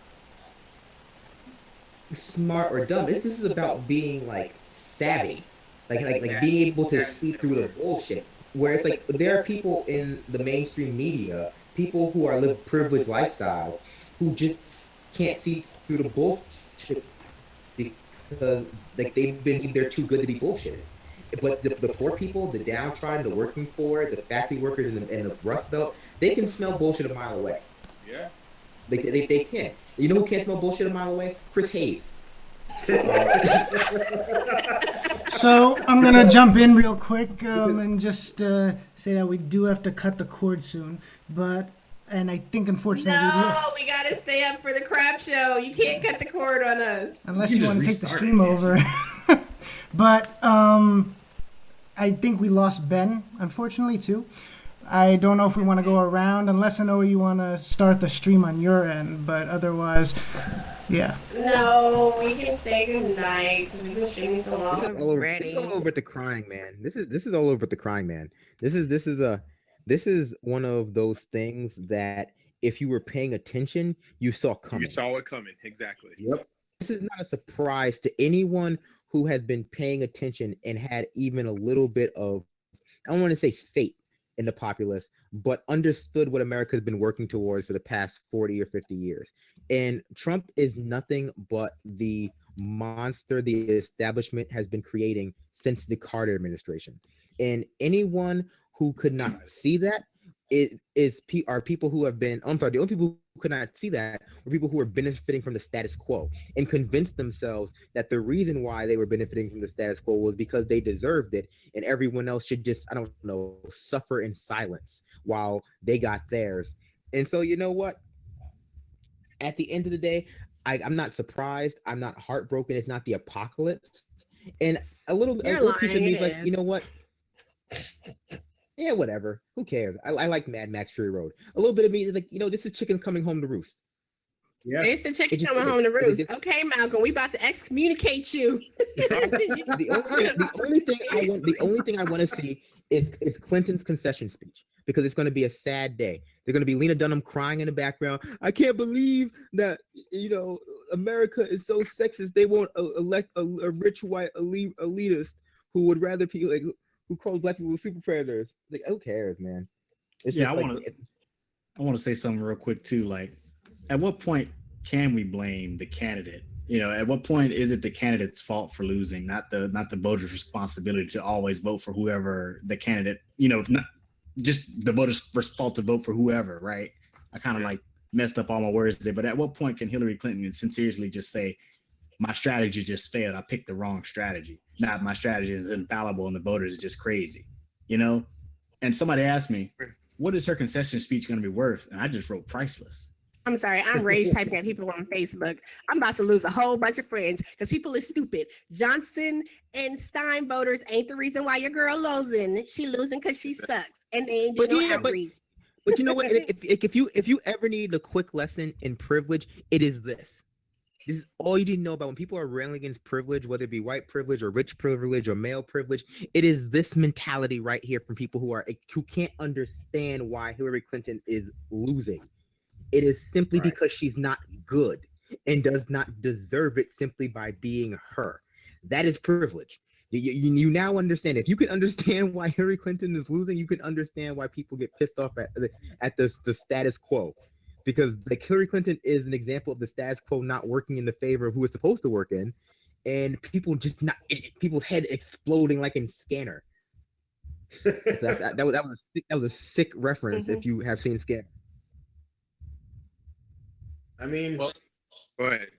It's that time in the movie, folks. Where you knew something bad was going to happen. We started hearing that. We heard the Jaws theme. Starting with the DNC in July. You knew it the moment that happened. Now the shark done popped out of the water, and you just got to deal with what's going to come. Oh well. It ain't my I'm like Silk said. It ain't my fault. So. It ain't my fault that I do that. It ain't my fault. Yeah, Trump is going to win. Trump is going to win Pennsylvania. Like, it's not like it doesn't look like she can bridge Pennsylvania. So then he only needs 6 electoral college votes, and he's going to get those.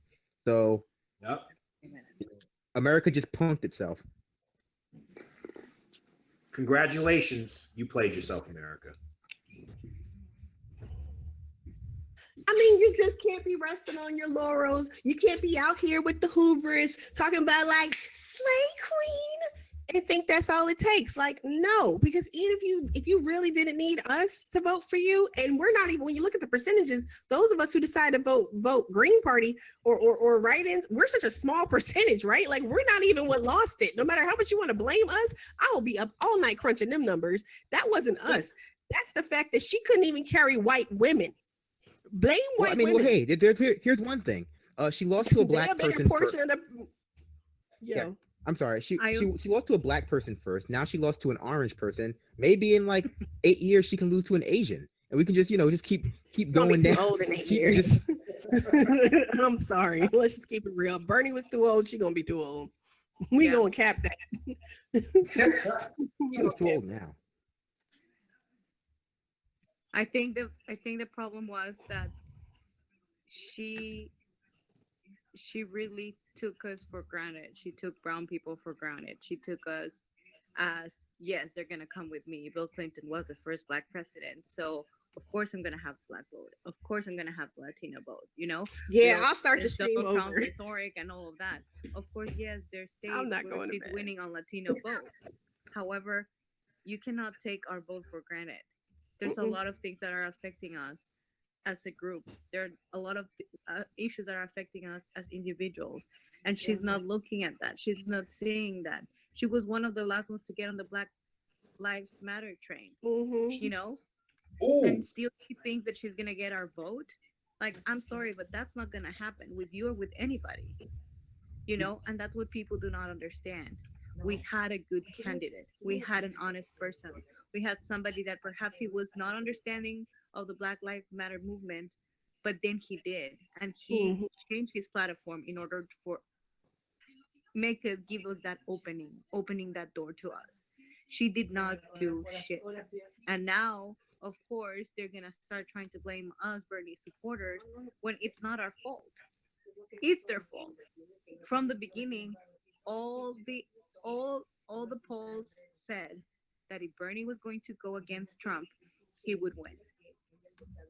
Did y'all hear about that with Clinton in North Carolina? And this might be part of why she lost.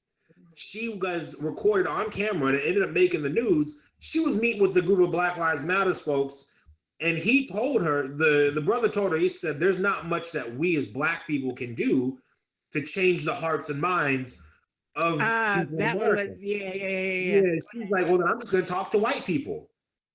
Nah, that's not how that I works. remember when that happened. Yeah. Like, Yeah, I'm gonna go ahead and start. Tell everybody. Yeah, I'm gonna start the new stream. We're gonna let David go to bed. We're gonna let David call it out and go to bed. I'm gonna start a new stream. I'm going in there right now to do that. Yeah, because we progressive army, we going hard. Because I'm not out here for this. You're not about to sit here and blame us all night long. Like this is not what's happening. Let me sign in.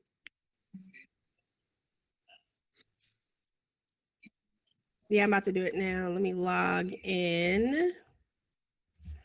Oh, uh-oh. When you get logged out of a Gmail account and you don't know what you're. Oh, wait, hold on for a second. Y'all, hello? Hi,